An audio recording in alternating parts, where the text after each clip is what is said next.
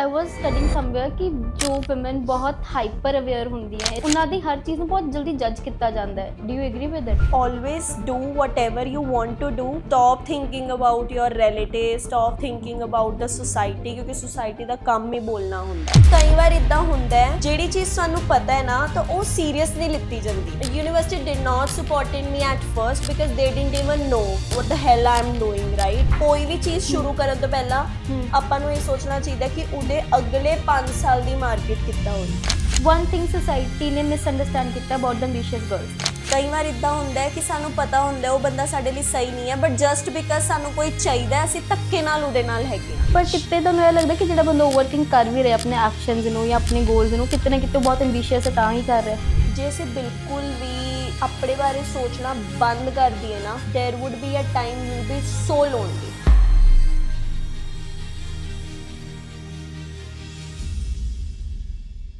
ਅੱਜ ਕੱਲ੍ਹ ਦੀ ਕੁੜੀਆਂ ਦੀ ਜਨਰੇਸ਼ਨ ਸਭ ਤੋਂ ਇੰਟਰਸਟਿੰਗ ਚੀਜ਼ ਪਤਾ ਕੀ ਹੈ ਮਾਰਨਿੰਗ ਨੂੰ ਕਾਰਪੋਰੇਟ ਮੀਟਿੰਗਸ ਰਾਤ ਨੂੰ ਆਪਣਾ ਪਰਸਨਲ ਬ੍ਰਾਂਡ ਬਿਲਡ ਕਰਨਾ ਵੀਕਐਂਡਸ ਤੇ ਸਾਈਡ ਪ੍ਰੋਜੈਕਟਸ ਐਂਡ ਸਟਿਲ ਦੇ ਥਿੰਕ ਆਈ ਸ਼ੁਡ ਡੂ ਮੋਰ ਅੱਜ ਦੇ ਜੋ ਸਾਡੇ ਗੈਸਟ ਨੇ ਪੰਜਾਬ ਦੇ ਉਸ ਸ਼ਹਿਰ ਤੋਂ ਨੇ ਜਿਸ ਨੂੰ ਬਹੁਤ ਪਸੰਦ ਕੀਤਾ ਜਾਂਦਾ ਹੈ ਪਟਿਆਲਾ ਜਿੱਥੇ ਉਹ ਆਪਣਾ ਇੱਕ ਬ੍ਰਾਂਡ ਬਿਲਡ ਕਰ ਰਹੇ ਨੇ ਬਾਈ ਦਾ ਨੇਮ ਆਫ ਰਾਨੀਜ਼ ਆਫ ਪੰਜਾਬ ਜਿੱਥੇ ਚੜ੍ਹਦਾ ਪੰਜਾਬ ਤੇ ਲਹਿੰਦੇ ਪੰਜਾਬ ਦੇ ਬਾਰੇ ਬਹੁਤ ਸੋਹਣੇ ਤਰੀਕੇ ਦੱਸਿਆ ਗਿਆ ਨਾਲ ਹੀ ਉਹ ਬਾਈ ਪ੍ਰੋਫੈਸ਼ਨ ਨੇ cyber security engineer plus with the wealth tips they are building a page by the name of Wealth Lady and Co. Today we have Miss Sehajdeep Kaur. Hello Sehaj, welcome to Muskan Speaks. How are you? Hello Aman Aam good ਤੁਸੀਂ ਦੱਸੋ Sehaj, one identity ਜਿਹੜੀ ਤੁਹਾਡੀ ਸਭ ਤੋਂ ਜ਼ਿਆਦਾ favourite ਹੈ ਮੈਂ ਕੋਈ ਇੱਕ ਨਹੀਂ ਚੂਜ਼ ਕਰਾਂਗੀ ਕਿਉਂਕਿ ਆਈ ਥਿੰਕ ਮੈਨੂੰ ਆਈਡੈਂਟੀਟੀਜ਼ ਬਦਲਦੇ ਰਹਿਣਾ ਹੀ ਜ਼ਿਆਦਾ ਵਧੀਆ ਲੱਗਦਾ ਹੈ ਕਿਉਂ ਆਈ ਡੋਂਟ ਨੋ ਮੈਂ ਇੱਕ ਚੀਜ਼ ਤੇ ਪ੍ਰੋਪਰ ਤਰ੍ਹਾਂ ਮਤਲਬ ਮੈਂ ਨਹੀਂ ਰਹਿ ਪਾਵਾਂਗੀ ਕਿ ਜੇ ਕੋਈ ਮੈਨੂੰ ਕਵੇ ਕਿ ਸਿਰਫ ਜੌਬ ਹੀ ਕਰਦੀ ਰਹਿਣੀ ਹੈ ਮੈਂ ਉਹੀ ਰੂਟੀਨ ਨਹੀਂ ਕਰ ਪਾਵਾਂਗੀ ਰੈਗੂਲਰ ਬੇਸਿਸ ਤੇ ਮੈਨੂੰ ਕੁਛ ਨਾ ਕੁਛ ਡਿਫਰੈਂਟ ਚਾਹੀਦਾ ਹੀ ਹੁੰਦਾ ਬਟ ਤੁਸੀਂ ਤਿੰਨ ਚੀਜ਼ਾਂ ਡਿਫਰੈਂਟਲੀ ਕਰ ਰਹੇ ਹੋ ਅੱਜ ਦੇ ਟਾਈਮ ਵਿੱਚ ਤਾਂ ਮਤਲਬ ਇੱਕ ਹੁੰਦਾ ਨਾ ਕਿ ਇੱਕ ਕੈਟਾਗਰੀਜ਼ ਲਾਈਕ ਯੋਰ ਫੇਵਰੇਟ ਯਾਰ ਆਹ ਤਾਂ ਮੈਨੂੰ ਕਰਕੇ ਬਹੁਤ ਮਜ਼ਾ ਆ ਰਿਹਾ ਆਈ would say being the owner of anything it can be a project it can be my business it can be anything what are you enjoying the most right now I would say building something of my own Ranis of Punjab of course tell a little about Ranis of Punjab so the Ranis of Punjab is a clothing brand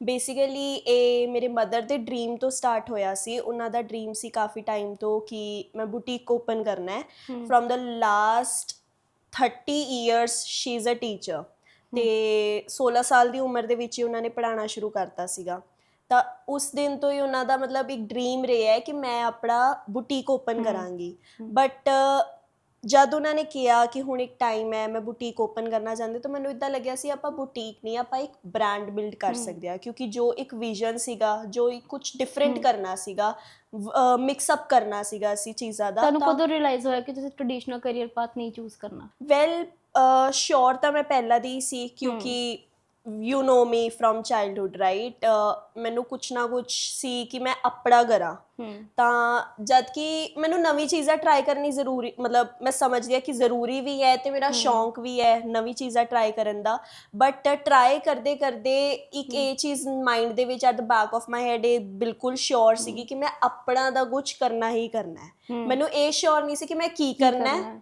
but ਮੈਨੂੰ ਇਹ ਜ਼ਰੂਰ ਪਤਾ ਸੀ ਕਿ ਮੈਂ ਆਪਣਾ ਤਾਂ ਕਰਾਂਗੀ four ਸ਼ੋਰ ਕਰਾਂਗੀ ਬਟ ਵਿਦ ਟਾਈਮ ਮੈਨੂੰ ਕਲੀਅਰ ਹੋਏਗਾ ਕਿ ਮੈਂ ਐਕਚੁਅਲ ਦੇ ਵਿੱਚ ਕਰਨਾ ਕੀ ਹੈ ਤਾਂ ਇਹ ਤਾਂ ਮੇਰੇ ਸ਼ੋਰਿਟੀ ਸੀਗੀ ਕਿ ਕਰਨਾ ਤਾਂ ਮੈਂ ਹੈ ਟ੍ਰੈਡੀਸ਼ਨਲ ਪਾਥ ਨਹੀਂ ਚੂਜ਼ ਕਰਨਾ ਕਿੱਦਾਂ ਕਰਨਾ ਕਿਵੇਂ ਕਰਨਾ ਕਦੋਂ ਕਰਨਾ ਇਹ ਤਾਂ ਰੱਬ ਨੇ ਸਬਬ ਬਣਾਇਆ ਸੋ ਮਤਲਬ ਕਲੋਥਿੰਗ ਦੇ ਰਿਗਾਰਡਿੰਗ ਜਦ ਤੁਸੀਂ ਕਰਨ ਲੱਗੇ ਤੁਹਾਨੂੰ ਇਦਾਂ ਲੱਗਿਆ ਕਿ ਯਾਰ ਇਹ ਤਾਂ ਮੈਂ ਕਰਨਾ ਨਹੀਂ ਚਾਹ ਰਹੀ ਸੀ ਜਾਂ ਇਹੀ ਮੈਂ ਕਰਨਾ ਚਾਹ ਰਹੀ ਸੀ ਇਹ ਕੋਈ ਕਲੈਰਿਟੀ ਹਿੱਟ ਕੀਤੀ ਕਲੋਥਿੰਗ ਦਾ ਇੱਦਾਂ ਹੈ ਕਿ ਚਾਹੇ ਇੱਕ ਵਿਜ਼ਨ ਸੀਗਾ ਮਦਰ ਦਾ ਬਟ ਮੈਨੂੰ ਵੀ ਸੂਟ ਪਰਸਨਲੀ ਪਾਉਣਾ ਬਹੁਤ ਪਸੰਦ ਹੈ ਮੈਨੂੰ ਕੁਝ ਜ਼ਿਆਦਾ ਮਤਲਬ ਨੌਲੇਜ ਨਹੀਂ ਹੈ ਫੈਬਰਿਕ ਵਗੈਰਾ ਦੀ ਉਹ ਸਭ ਕੁਝ ਜਿੱਦਾਂ ਮੇਰੇ ਮਦਰ ਦਾ ਬੈਕਐਂਡ ਹੈ ਤੇ ਮੈਨੂੰ but suit I know I can handle a suit very well ਜਿਵੇਂ ਮੈਂ ਅੱਜ ਪਾਇਆ ਹੋਇਆ ਹੈ ਤਾਂ ਮੈਨੂੰ ਇੱਦਾਂ ਪਾ ਕੇ ਉਹਨਾਂ ਨੂੰ ਸ਼ੋਅ ਕਰਨਾ ਆਪਣੇ ਆਪ ਨੂੰ ਪ੍ਰੈਜ਼ੈਂਟ ਕਰਨਾ ਸੂਟ ਪਾ ਕੇ ਰੱਖਣਾ ਮੈਨੂੰ ਇਹ ਸਭ ਚੀਜ਼ਾਂ ਦਾ ਸ਼ੌਂਕ ਹੈ ਤਾਂ ਮੈਨੂੰ ਹਾਂ ਇਹ ਨਹੀਂ ਜ਼ਰੂਰ ਪਤਾ ਸੀਗਾ ਕਿ ਮੈਂ ਕਲੋਥਿੰਗ ਸਾਈਡ ਵੱਲ ਜਾਵਾਂਗੀ ਬਟ ਵਿਦ ਟਾਈਮ ਮੈਨੂੰ ਰਿਅਲਾਈਜ਼ ਹੋਇਆ ਧੰਦਾ ਤੋਂ ਧੰਦਾ ਹੋਤਾ ਹੈ ਪੈਸਾ ਬਣਨਾ ਚਾਹੀਏ ਪੈਸਾ ਬਣਨਾ ਚਾਹੀਏ ਤੇ ਘਰਦਿਆਂ ਨੂੰ ਵਿਜ਼ਨ ਸਮਝਾਉਣ ਲੱਗੇ ਕੋਈ ਇਦਾਂ ਕੁਝ ਹਰਡਲਸ ਆਏ ਜਾਂ ਕੁਝ ਕੀ ਉਹਨਾਂ ਨੇ ਕਿਹਾ ਨਹੀਂ ਕਿ ਸਾਈਬਰ ਸਿਕਿਉਰਿਟੀ ਤੋਂ ਕਿੱਥੇ ਤੂੰ ਇਹਦੇ ਵਿੱਚ ਕਰਨ ਲੱਗੀ ਹੈ? ਬਹੁਤ ਆਏ, ਪਰ ਇਹ ਸੀਗਾ ਕਿ ਮੈਂ ਆਪਣੀ ਜੌਬ ਨਹੀਂ ਛੱਡੀ ਸੀਗੀ। ਤਾਂ ਸਟਾਰਟ ਦੇ ਵਿੱਚ ਤਾਂ ਈਵਨ ਹੁਣ ਵੀ ਜਿੱਦਾਂ ਵੀਕਐਂਡਸ ਤੇ ਚੱਲਦਾ ਸੀਗਾ ਜਾਂ ਫਿਰ ਜਦ ਮੈਂ ਫ੍ਰੀ ਹੋ ਗਈ ਤਦ ਮੈਂ ਕਰਦੀ ਸੀਗੀ ਨਾਲ ਨਾਲ, ਤੇ ਉਸ ਤੋਂ ਬਾਅਦ ਐਟ ਦ ਬੈਕ ਐਂਡ ਜੋ ਵੀ ਚੀਜ਼ਾਂ ਹੈ ਉਹ ਤਾਂ ਫਿਰ ਮੰਮਾ ਹੀ ਦੇਖਦੇ ਸੀਗੇ। ਜਦ ਤੁਸੀਂ ਇੰਨੀ ਸਾਰੀ ਮਲਟੀਪਲ ਚੀਜ਼ਾਂ ਹੈਂਡਲ ਕਰ ਰਹੇ ਹੋ ਤਾਂ ਇਮੋਸ਼ਨਲੀ ਰੈਸਟਲੈਸਨੈਸ ਕਦੋਂ ਫੀਲ ਹੁੰਦੀ ਹੈ ਸਭ ਤੋਂ ਜ਼ਿਆਦਾ?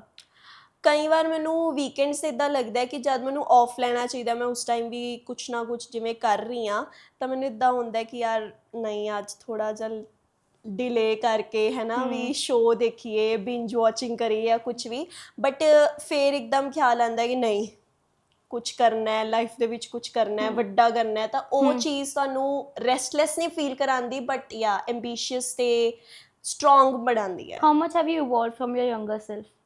I would say 8. And what changes have you felt? Changes as in ਜੋ ਚੇਂਜਸ ਮੈਂ ਹਜੇ ਚਾਹੁੰਦੀ ਹਾਂ ਆਪਣੇ ਵਿੱਚ, ਕਿਉਂਕਿ ਮੈਂ 8 ਦਿੱਤਾ 10 ਨਹੀਂ ਦੇ ਪਾਵਾਂਗੀ, ਇਜ਼ ਰੈਗੂਲਰ ਕੰਸਿਸਟੈਂਸੀ ਜੋ ਹੁੰਦੀ ਹੈ, Consistency in what? ਰੂਟੀਨ ਜੋ ਹੁੰਦੀ ਹੈ। ਫੋਰ ਐਗਜ਼ਾਮਪਲ ਕਿ ਮੈਂ ਕੁਛ ਟਾਈਮ ਤੱਕ ਪਿਛਲੇ 2-3 ਸਾਲਾਂ ਤੋਂ ਇੱਦਾਂ ਹੁੰਦਾ ਆ ਰਿਹਾ ਕਿ ਮੈਂ ਸਿਰਫ ਕੰਮ ਕੰਮ ਕੰਮ ਇਹੀ ਸੋਚੀ ਜਾ ਰਹੀ ਸੀ, ਤਾਂ ਉਹਦੇ ਕਰਕੇ ਮੇਰੀ ਬੋਡੀ ਤੇ ਬਹੁਤ ਇਫੈਕਟ ਹੋਣ ਲੱਗ ਗਿਆ ਸੀਗਾ। ਮੈਂ ਜਿਮ ਨਹੀਂ ਕਰਦੀ ਸੀਗੀ, ਫੂਡ ਉੱਦਾਂ ਪ੍ਰੋਪਰ ਤਰੀਕੇ ਨਹੀਂ ਖਾਂਦੀ ਸੀਗੀ, ਜਾਂ ਈਵਨ ਕਿ ਜਦ ਮੈਂ ਆਪਣੀ ਜੌਬ ਵੀ ਕਰ ਰਹੀ ਹੁੰਦੀ ਸੀ ਤਾਂ ਮੈਂ ਪੂਰਾ ਪੂਰਾ ਦਿਨ ਬੈਠੀ ਰਹਿੰਦੀ ਸੀ, ਮੇਰੇ ਬੈਕ ਬੰਪ ਬਣਨ ਲੱਗ ਗਿਆ ਸੀਗਾ, ਮੇਰਾ ਪੋਸਚਰ ਵਿਗੜਨ ਲੱਗ ਗਿਆ ਸੀਗਾ। ਤਾਂ ਫਿਰ ਉਹ ਕੰਸਿਸਟੈਂਸੀ ਮੈਨੂੰ ਚਾਹੀਦੀ ਸੀ ਰੈਗੂਲਰ ਜਾਣ ਦੀ, ਬਟ ਮੈਂ ਬੋਰ ਹੋ ਜਾਂਦੀ ਸੀਗੀ ਜਿਮ ਜਾ ਕੇ। ਮੈਨੂੰ ਜਿਮ ਜਾ ਕੇ ਵੇਟ ਲਿਫਟ ਕਰਨਾ ਇਹ ਸਭ ਕੁਝ ਨਹੀਂ ਪਸੰਦ ਆ ਰਿਹਾ ਸੀਗਾ। ਤੇ ਹੁਣ ਪਿਛਲੇ ਸਾਲ ਹੀ ਮੈਨੂੰ ਪਟਿਆਲੇ ਦੇ ਵਿੱਚ ਹੀ ਖੁੱਲੇ ਆ ਪਿਲਾਟਿਸ, ਤਾਂ ਉਹ ਮੈਨੂੰ ਮਤਲਬ ਮੈਂ ਇੰਜੋਏ ਕੀਤਾ ਉਹ ਕਰਨਾ ਕਿ ਕੁਝ ਡਿਫਰੈਂਟ ਹੈ, ਮੈਂ ਮਤਲਬ ਇਹ ਕਰਨਾ ਮਾਡਰਨ ਹੈ, ਐਸਥੈਟਿਕ ਹੈ ਨਾ, ਇਹ ਕੁਝ ਇੱਦਾਂ ਹੈ। ਤਾਂ ਫਿਰ ਇੱਕ ਕੰਸਿਸਟੈਂਸੀ ਜੋ ਮੈਂ ਹਜੇ ਬਿਲਡ ਅਪ ਕਰਨਾ ਚਾਹੁੰਦੀ ਹਾਂ। ਤੇ ਦੂਸਰਾ ਇਹ ਕਿ ਹੁਣ ਮੇਰੇ ਕੋਲ ਪਾਥ ਹੈਗੇ ਆ, ਮੈਨੂੰ ਪਤਾ ਹੈ ਮੈਂ ਇਹ ਚੀਜ਼ ਕਰਨਾ ਹੈ, ਇਹ ਕਰਨਾ ਹੈ, ਇਹ ਕਰਨਾ ਹੈ। ਤਾਂ ਹੁਣ ਇਹ ਤਿੰਨਾਂ ਚੀਜ਼ਾਂ ਨੂੰ ਹੀ ਪਹਿਲਾਂ ਮੈਂ ਫੁੱਲ ਟੂ ਅੱਛੇ ਲੈਵਲ ਤੇ ਪਹੁੰਚਾ ਕੇ ਫਿਰ ਹੀ ਹੁਣ ਮੈਂ ਚੌਥੀ ਚੀਜ਼ ਪਕੜਨਾ ਚਾਹੁੰਦੀ ਹਾਂ। ਚੌਥੀ ਕਰਨੀ ਹੈ ਲੇਕਿਨ? ਨਹੀਂ, ਚੌਥੀ ਤਾਂ ਦੇਖੋ ਕਰਾਂਗੇ, 10 ਕਰਾਂਗੇ, ਐਵੇਂ ਤਾਂ ਕਿੰਨੇ ਰੋਕਿਆ ਆਪਣੀ ਲਾਈਫ ਹੈ। once you were sharing with me about a book, ਅਗਰ ਤੁਸੀਂ ਦੱਸਣਾ ਚਾਹੋ here on the podcast? Well, it is very soon to release, but still I can say कि मैं book भी लिख रही हूँ नाल, but it's in Punjabi. ते I wouldn't share the name of the book, of course. I know it's very close to your heart, but ਮੈਨੂੰ ਉਹਦੇ ਪਿੱਛੇ ਦਾ ਜਿਹੜਾ ਤੁਹਾਡਾ thought ਹੈ but soon ਉਸ ਤੇ ਹੁਣ ਐਕਚੁਅਲ ਦੇ ਵਿੱਚ ਔਨ ਗਰਾਊਂਡ ਕੰਮ ਹੋਣਾ ਸ਼ੁਰੂ ਹੋ ਗਿਆ ਹੈ, release, production, everything, but it's more of related to our grandparents, my grandparents I would say. ਕਿ ਮੈਨੂੰ ਬਹੁਤ ਟਾਈਮ ਤੋਂ ਇੱਦਾਂ ਫੀਲ ਹੁੰਦਾ ਆ ਰਿਹਾ ਕਿ ਮੈਂ ਆਪਣੇ ਯੰਗਰ ਸਿਬਲਿੰਗਸ ਨੂੰ ਵੀ ਦੇਖਦੀ ਹਾਂ, ਰਿਲੇਸ਼ਨਸ ਦੇ ਵਿੱਚ ਹੋਰ ਬੰਦਿਆਂ ਨੂੰ ਦੇਖਦੀ ਹਾਂ, ਤਾਂ ਉਹਨਾਂ ਨੇ ਕਦੀ ਆਪਣੇ ਗ੍ਰੈਂਡਪੇਰੈਂਟਸ ਦੇ ਨਾਲ ਉਹ ਇਮੋਸ਼ਨ ਫੀਲ ਹੀ ਨਹੀਂ ਕੀਤਾ ਜੋ ਸਾਡੀ ਜਨਰੇਸ਼ਨ ਨੇ ਫੀਲ ਕੀਤਾ, right? If I talk about grandparents feeling, ਔਰ if I talk about culture, religion ਜਾਂ ਕੁਛ ਵੀ, ਜਿਵੇਂ ਅੱਜ ਤੁਸੀਂ ਕਿਸੇ ਬੱਚੇ ਨੂੰ ਖੜਾ ਕੇ ਪੁੱਛੋ ਜਪਜੀ ਸਾਹਿਬ ਦਾ ਪਾਠ ਐਵੇਂ ਕੰਠ 'ਚ ਕਿਸੇ ਨੂੰ ਯਾਦ ਹੋਵੇ, ਮੈਨੂੰ ਨਹੀਂ ਲੱਗਦਾ ਕਿਸੇ ਨੂੰ ਹੋਏਗਾ। ਬਟ ਆਪਣੇ ਟਾਈਮ ਦੇ ਵਿੱਚ ਸਾਡੀ ਦਾਦੀਆਂ ਧੱਕੇ ਨਾਲ ਗੁਰਦੁਆਰੇ ਲੈ ਕੇ ਜਾਂਦੇ ਸੀਗੇ ਕਿ ਚੱਲ ਚੱਲ ਪਾਠ ਹੋ ਰਿਹਾ ਹੈ, ਤੂੰ ਪਾਠ ਕਰ, ਮਤਲਬ ਇੱਕ ਫੀਲਿੰਗ ਹੁੰਦੀ ਹੈ ਰਿਲੀਜਨ ਬੇਸਿਸ, ਚਾਹੇ ਕੋਈ ਵੀ ਰਿਲੀਜਨ ਹੋਵੇ। ਜਿਵੇਂ ਆਪਾਂ ਉਸ ਦਿਨ ਵੀ ਗੱਲ ਕਰ ਰਹੇ ਸੀ ਕਿ ਘਰ ਸ਼ਾਮ ਨੂੰ ਆਣਾ ਤੇ ਰਾਜ ਸਾਹਿਬ ਚੱਲ ਰਿਹਾ, ਆਰਤੀ ਚੱਲ ਰਹੀ ਹੁੰਦੀ ਸੀਗੀ, ਤਾਂ ਉਹ ਆਪਣੇ ਆਪ ਇੱਕ ਰੂਟੀਨ ਬਣ ਜਾਂਦੀ ਸੀ। ਤਾਂ ਜੋ ਮੈਂ ਲਿਖਣਾ ਚਾਹ ਰਹੀ ਹਾਂ, that's basically a mixture of Gurbani, ਜਿੱਦਾਂ ਗੁਰਬਾਣੀ ਮੈਂ ਆਪਣੇ ਗ੍ਰੈਂਡਪੇਰੈਂਟਸ ਤੋਂ ਸਿੱਖੀ ਪਲੱਸ ਮਾਈ ਗ੍ਰੈਂਡਪੇਰੈਂਟਸ ਸਟੋਰੀ। ਕੁਝ ਦੱਸਣਾ ਚਾਹੋਗੇ, ਕੁਝ lines if you want to read and tell? ਮੈਂ ਤੁਹਾਨੂੰ ਐਂਡਿੰਗ ਇੱਕ ਤਰ੍ਹਾਂ ਦੀ ਦੱਸਦੀ ਹਾਂ ਕਿ ਉਹਦਾ ਬੇਸ ਮਤਲਬ ਇੱਦਾਂ ਹੈ ਕਿ ਅੱਜ ਦੇ ਟਾਈਮ ਦੇ ਵਿੱਚ ਅਸੀਂ ਉਸ ਟਾਈਮ ਤੇ ਨਹੀਂ ਮਤਲਬ ਉਹ ਕਹਿੰਦੇ ਆ ਨਾ ਕਿ ਜਦ ਚੀਜ਼ ਤੁਹਾਡੇ ਕੋਲ ਹੁੰਦੀ ਹੈ ਤਾਂ ਤੁਸੀਂ ਉਹਦਾ ਮਾਇਨੇ ਨਹੀਂ ਰੱਖਦੀ, ਹੈ ਨਾ? ਜਦ ਉਹ ਚਲੀ ਜਾਂਦੀ ਹੈ ਤਾਂ ਤੁਹਾਨੂੰ ਫੀਲ ਹੁੰਦਾ ਕਿ ਯਾਰ ਟਾਈਮ ਸੀਗਾ ਬਟ ਆਪਾਂ ਕੁਝ ਕੀਤਾ ਨਹੀਂ ਉਸ ਟਾਈਮ, ਹੈ ਨਾ? ਕਿਸ ਚੀਜ਼ ਦਾ ਰਿਗਰੈਟ ਹੈ? ਰਿਗਰੈਟ ਨਹੀਂ ਕਹਾਂਗੇ, ਬਟ ਹੁੰਦਾ ਕਿ ਕਾਸ਼ ਮੈਂ ਗ੍ਰੈਂਡਪੇਰੈਂਟਸ ਨਾਲ ਆਪਣੇ ਟਾਈਮ ਹੋਰ ਸਪੈਂਡ ਕਰ ਪਾਉਂਦੀ, ਕਾਸ਼ ਮੈਂ ਉਹਨਾਂ ਨੂੰ ਹੋਰ ਪੈਂਪਰ ਕਰ ਪਾਉਂਦੀ, ਕਿ ਅੱਜ ਮੇਰੇ ਕੋਲ ਪੈਸਾ ਵੀ ਹੈ, ਅੱਜ ਮੇਰੇ ਕੋਲ ਛੋਟੀ ਗੱਡੀ ਵੀ ਹੈ, ਵੱਡੀ ਗੱਡੀ ਵੀ ਹੈ, ਬਟ ਦਾਦੀਆਂ ਨਾਨੀਆਂ ਦੇ ਸਮੇਂ ਦੀ ਗੱਲ ਨਹੀਂ ਹੈ। Wow, very deep. ਇਹ ਬੁੱਕ ਇਸ ਬੇਸ ਤੇ ਹੈ। Very nice. ਜੇ ਆਪਾਂ ਸਾਈਬਰ ਸਿਕਿਉਰਿਟੀ ਵਾਲੀ ਸਾਈਡ ਜਾਈਏ ਹੁਣ ਤੁਹਾਡੇ, ਉਹ ਤੁਹਾਨੂੰ ਮਜ਼ਾ ਆਉਂਦਾ ਟੈਕਨੀਕਲੀ, ਇੰਟੈਲੈਕਚੁਅਲ ਲੱਗਦਾ ਕਿ ਨਹੀਂ it's like just a job for you to get the money? ਨਹੀਂ, ਬੇਸਿਕਲੀ ਮੈਂ ਡਿਗਰੀ ਵੀ ਆਪਣੀ ਕੰਪਿਊਟਰ ਐਂਡ ਇਲੈਕਟ੍ਰੋਨਿਕਸ 'ਚ ਕੀਤੀ ਸੀਗੀ, ਤਾਂ ਇਹਦੇ ਪਿੱਛੇ ਵੀ ਇੱਕ ਰੀਜ਼ਨ ਹੈ। ਮੈਨੂੰ ਸ਼ੁਰੂ ਤੋਂ ਸੀ ਕਿ ਮੈਂ ਟੈਕਨੋਲੋਜੀ ਦੇ ਵਿੱਚ ਜਾਣਾ ਹੈ, ਕਿਉਂਕਿ ਮੈਨੂੰ technology was something I was passionate about. ਮੈਨੂੰ ਅੱਛਾ ਲੱਗਦਾ ਸੀਗਾ ਕਿ not I wouldn't say coding and everything, but yeah ਮੈਨੂੰ ਟੈਕਨੋਲੋਜੀ ਦੇ ਬਾਰੇ, ਟੈਕਨੋਲੋਜੀ ਨੂੰ ਯੂਜ਼ ਕਰਨਾ, ਉਹਨੂੰ ਅਲੱਗ-ਅਲੱਗ ਜਗ੍ਹਾ ਇੰਪਲੀਮੈਂਟ ਕਰਨਾ। ਮੈਂ ਫ੍ਰੀਲਾਂਸਿੰਗ ਵੀ ਕਾਫੀ ਟਾਈਮ ਕੀਤੀ ਟੈਕ ਦੇ ਵਿੱਚ ਹੀ। that was something I really wanted to do, but ਜਿਵੇਂ ਮੈਂ ਕੰਪਿਊਟਰ ਐਂਡ ਇਲੈਕਟ੍ਰੋਨਿਕਸ ਕੀਤਾ ਤਾਂ ਕੋਵਿਡ ਦੇ ਟਾਈਮ ਦੇ ਵਿੱਚ ਜਦ ਆਪਾਂ ਬਿਲਕੁਲ ਹੀ ਘਰ ਬੈਠ ਗਏ ਸੀ, ਤਾਂ ਮੈਂ ਇਸ ਫੀਲਡ ਨਾਲ ਇੰਟਰੋਡਿਊਸ ਹੋਈ ਸੀਗੀ ਸਾਈਬਰ ਸਿਕਿਉਰਿਟੀ ਦੇ ਵਿੱਚ। ਤਦ ਮੈਂ ਸਭ ਤੋਂ ਪਹਿਲਾਂ ਸਰਚ ਕੀਤਾ ਸੀ ਹਾਊ ਟੂ ਹੈਕ ਵਾਈਫਾਈ। ਤਾਂ ਉਹ ਇੱਕ ਮਜ਼ਾਕ ਸੀਗਾ, ਬਟ ਉਹ ਮਜ਼ਾਕ ਨੇ ਅੱਜ ਮੇਰੀ ਲਾਈਫ ਬਣਾਤੀ ਕਿ ਮਤਲਬ ਉਸ ਮਜ਼ਾਕ ਤੋਂ ਮੈਂ ਸਿੱਖਿਆ, ਮਤਲਬ ਮੈਂ ਕਿਊਰੀਅਸ ਸੀਗੀ ਕਿ ਕਿੱਦਾਂ ਹੁੰਦਾ ਹੈ। ਉਹ ਕਿਊਰੀਓਸਿਟੀ ਨੇ ਹੀ ਮੈਨੂੰ ਇਸ ਫੀਲਡ ਤੇ ਮਤਲਬ ਖੜਾ ਕਰਤਾ। ਕਿਸ ਲੈਵਲ ਤੱਕ ਕਰ ਲਈਏ ਫਿਰ? ਹੈਕਿੰਗ ਤਾਂ ਨਹੀਂ ਕਵਾਂਗੇ, but yeah ethical hacking we can say ਕਰ ਲੋ ਕਿ ਗਵਰਨਮੈਂਟ ਨਾ ਦੇਖ ਰਹੀ ਹੋਵੇ ਬਸ। ਤੇ ਉਸ ਤੋਂ ਬਾਅਦ ਮਤਲਬ ਫਿਰ ਮੈਂ ਇਸ ਕੰਪਨੀ ਨਾਲ ਇੰਟਰੋਡਿਊਸ ਹੋਈ। They also work in access management only. ਤੇ ਟੈਕਨੋਲੋਜੀ ਦੇ ਵਿੱਚ ਕੰਮ ਕਰਨਾ ਮੇਰਾ ਪੈਸ਼ਨ ਰਿਹਾ, ਤਾਂ ਮੈਂ ਬੋਰ ਤਾਂ ਨਹੀਂ ਹੁੰਦੀ, ਜਾਂ ਨਾ ਮੈਂ ਇਹਨੂੰ ਸਮਝਿਆ ਕਿ ਇਟਸ ਜਸਟ ਅ ਜੌਬ ਜਾਂ ਕੁਛ ਵੀ ਇੱਦਾਂ। ਜਿਵੇਂ ਮੈਂ ਕਿਹਾ ਕਿ ਪ੍ਰੋਜੈਕਟ ਨੂੰ ਓਨ ਕਰਨਾ is something I enjoy a lot, ਤਾਂ that's what I am doing it here as well. I was studying somewhere ਕਿ ਜੋ ਵੂਮਨ ਬਹੁਤ ਹਾਈਪਰ ਅਵੇਅਰ ਹੁੰਦੀ ਹੈ, ਇਸ ਫੀਲਡ ਵਿੱਚ ਹੁੰਦੀ ਹੈ, ਉਹ ਉਹਨਾਂ ਦੀ ਹਰ ਚੀਜ਼ ਨੂੰ ਬਹੁਤ ਜਲਦੀ ਜੱਜ ਕੀਤਾ ਜਾਂਦਾ ਹੈ, ਇੰਟੀਮੀਡੇਟਿੰਗ ਲੱਗਦੀਆਂ ਬਹੁਤ। Do you agree with that? I would say yes, yeah. And what reason you would give?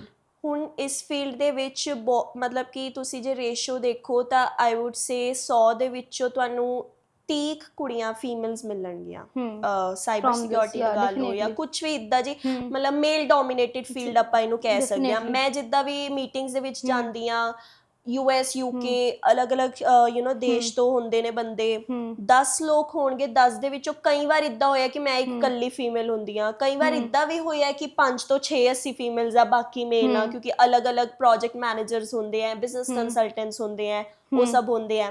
But ਬੜੀ ਵਾਰ ਮੈਂ ਸਟਾਰਟਿੰਗ ਦੇ ਵਿੱਚ ਵੀ ਇੱਦਾਂ ਨੋਟਿਸ ਕੀਤਾ ਸੀਗਾ ਕਿ ਇੰਨੀ ਵੱਡੀ ਟੀਮ, ਮਤਲਬ ਇੰਨੀ ਵੱਡੀ ਮੀਟਿੰਗ ਹੋ ਰਹੀ ਹੈ ਤੇ ਉਹਦੇ ਵਿੱਚ ਸਿਰਫ ਅਸੀਂ 2 ਕੁੜੀਆਂ 2 ਫੀਮੇਲਸ ਆ, ਤਾਂ ਮੇਲ ਡੋਮੀਨੇਟਿਡ ਫੀਲਡ ਤਾਂ ਹੈਗੀ ਹੈ।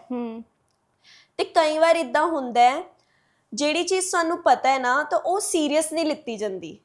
ਕਿ ਫੋਰ ਐਗਜ਼ਾਮਪਲ ਮੇਰੇ ਨਾਲ ਕੋਈ ਮੇਲ ਕਲੀਗ ਹੈ ਜੀ, ਉਹਨੂੰ ਵੀ ਸੇਮ ਚੀਜ਼ ਆਉਂਦੀ ਹੈ, ਮੈਨੂੰ ਵੀ ਸੇਮ ਚੀਜ਼ ਆਉਂਦੀ ਹੈ, ਤਾਂ ਜਸਟ ਬਿਕਾਜ਼ ਆਈ ਥਿੰਕ ਸਭ ਨੂੰ ਪਤਾ ਹੈ, ਇੱਕ ਬੰਦੇ ਦੀ ਜੋ ਨੇਚਰ ਹੁੰਦਾ ਉਹ ਸਭ ਨੂੰ ਪਤਾ ਹੀ ਲੱਗ ਜਾਂਦਾ। ਤਾਂ ਮੇਰਾ ਸ਼ੁਰੂ ਤੋਂ ਕੰਮ ਕਰਨ ਦਾ ਰਿਹਾ ਕਿ ਮੈਂ ਮਤਲਬ ਟੁਕ ਇੱਦਾਂ 9 to 5 ਡੈਸਕ ਟਾਈਪ ਨਹੀਂ ਕਰ ਸਕਦੀ, ਹੈ ਨਾ।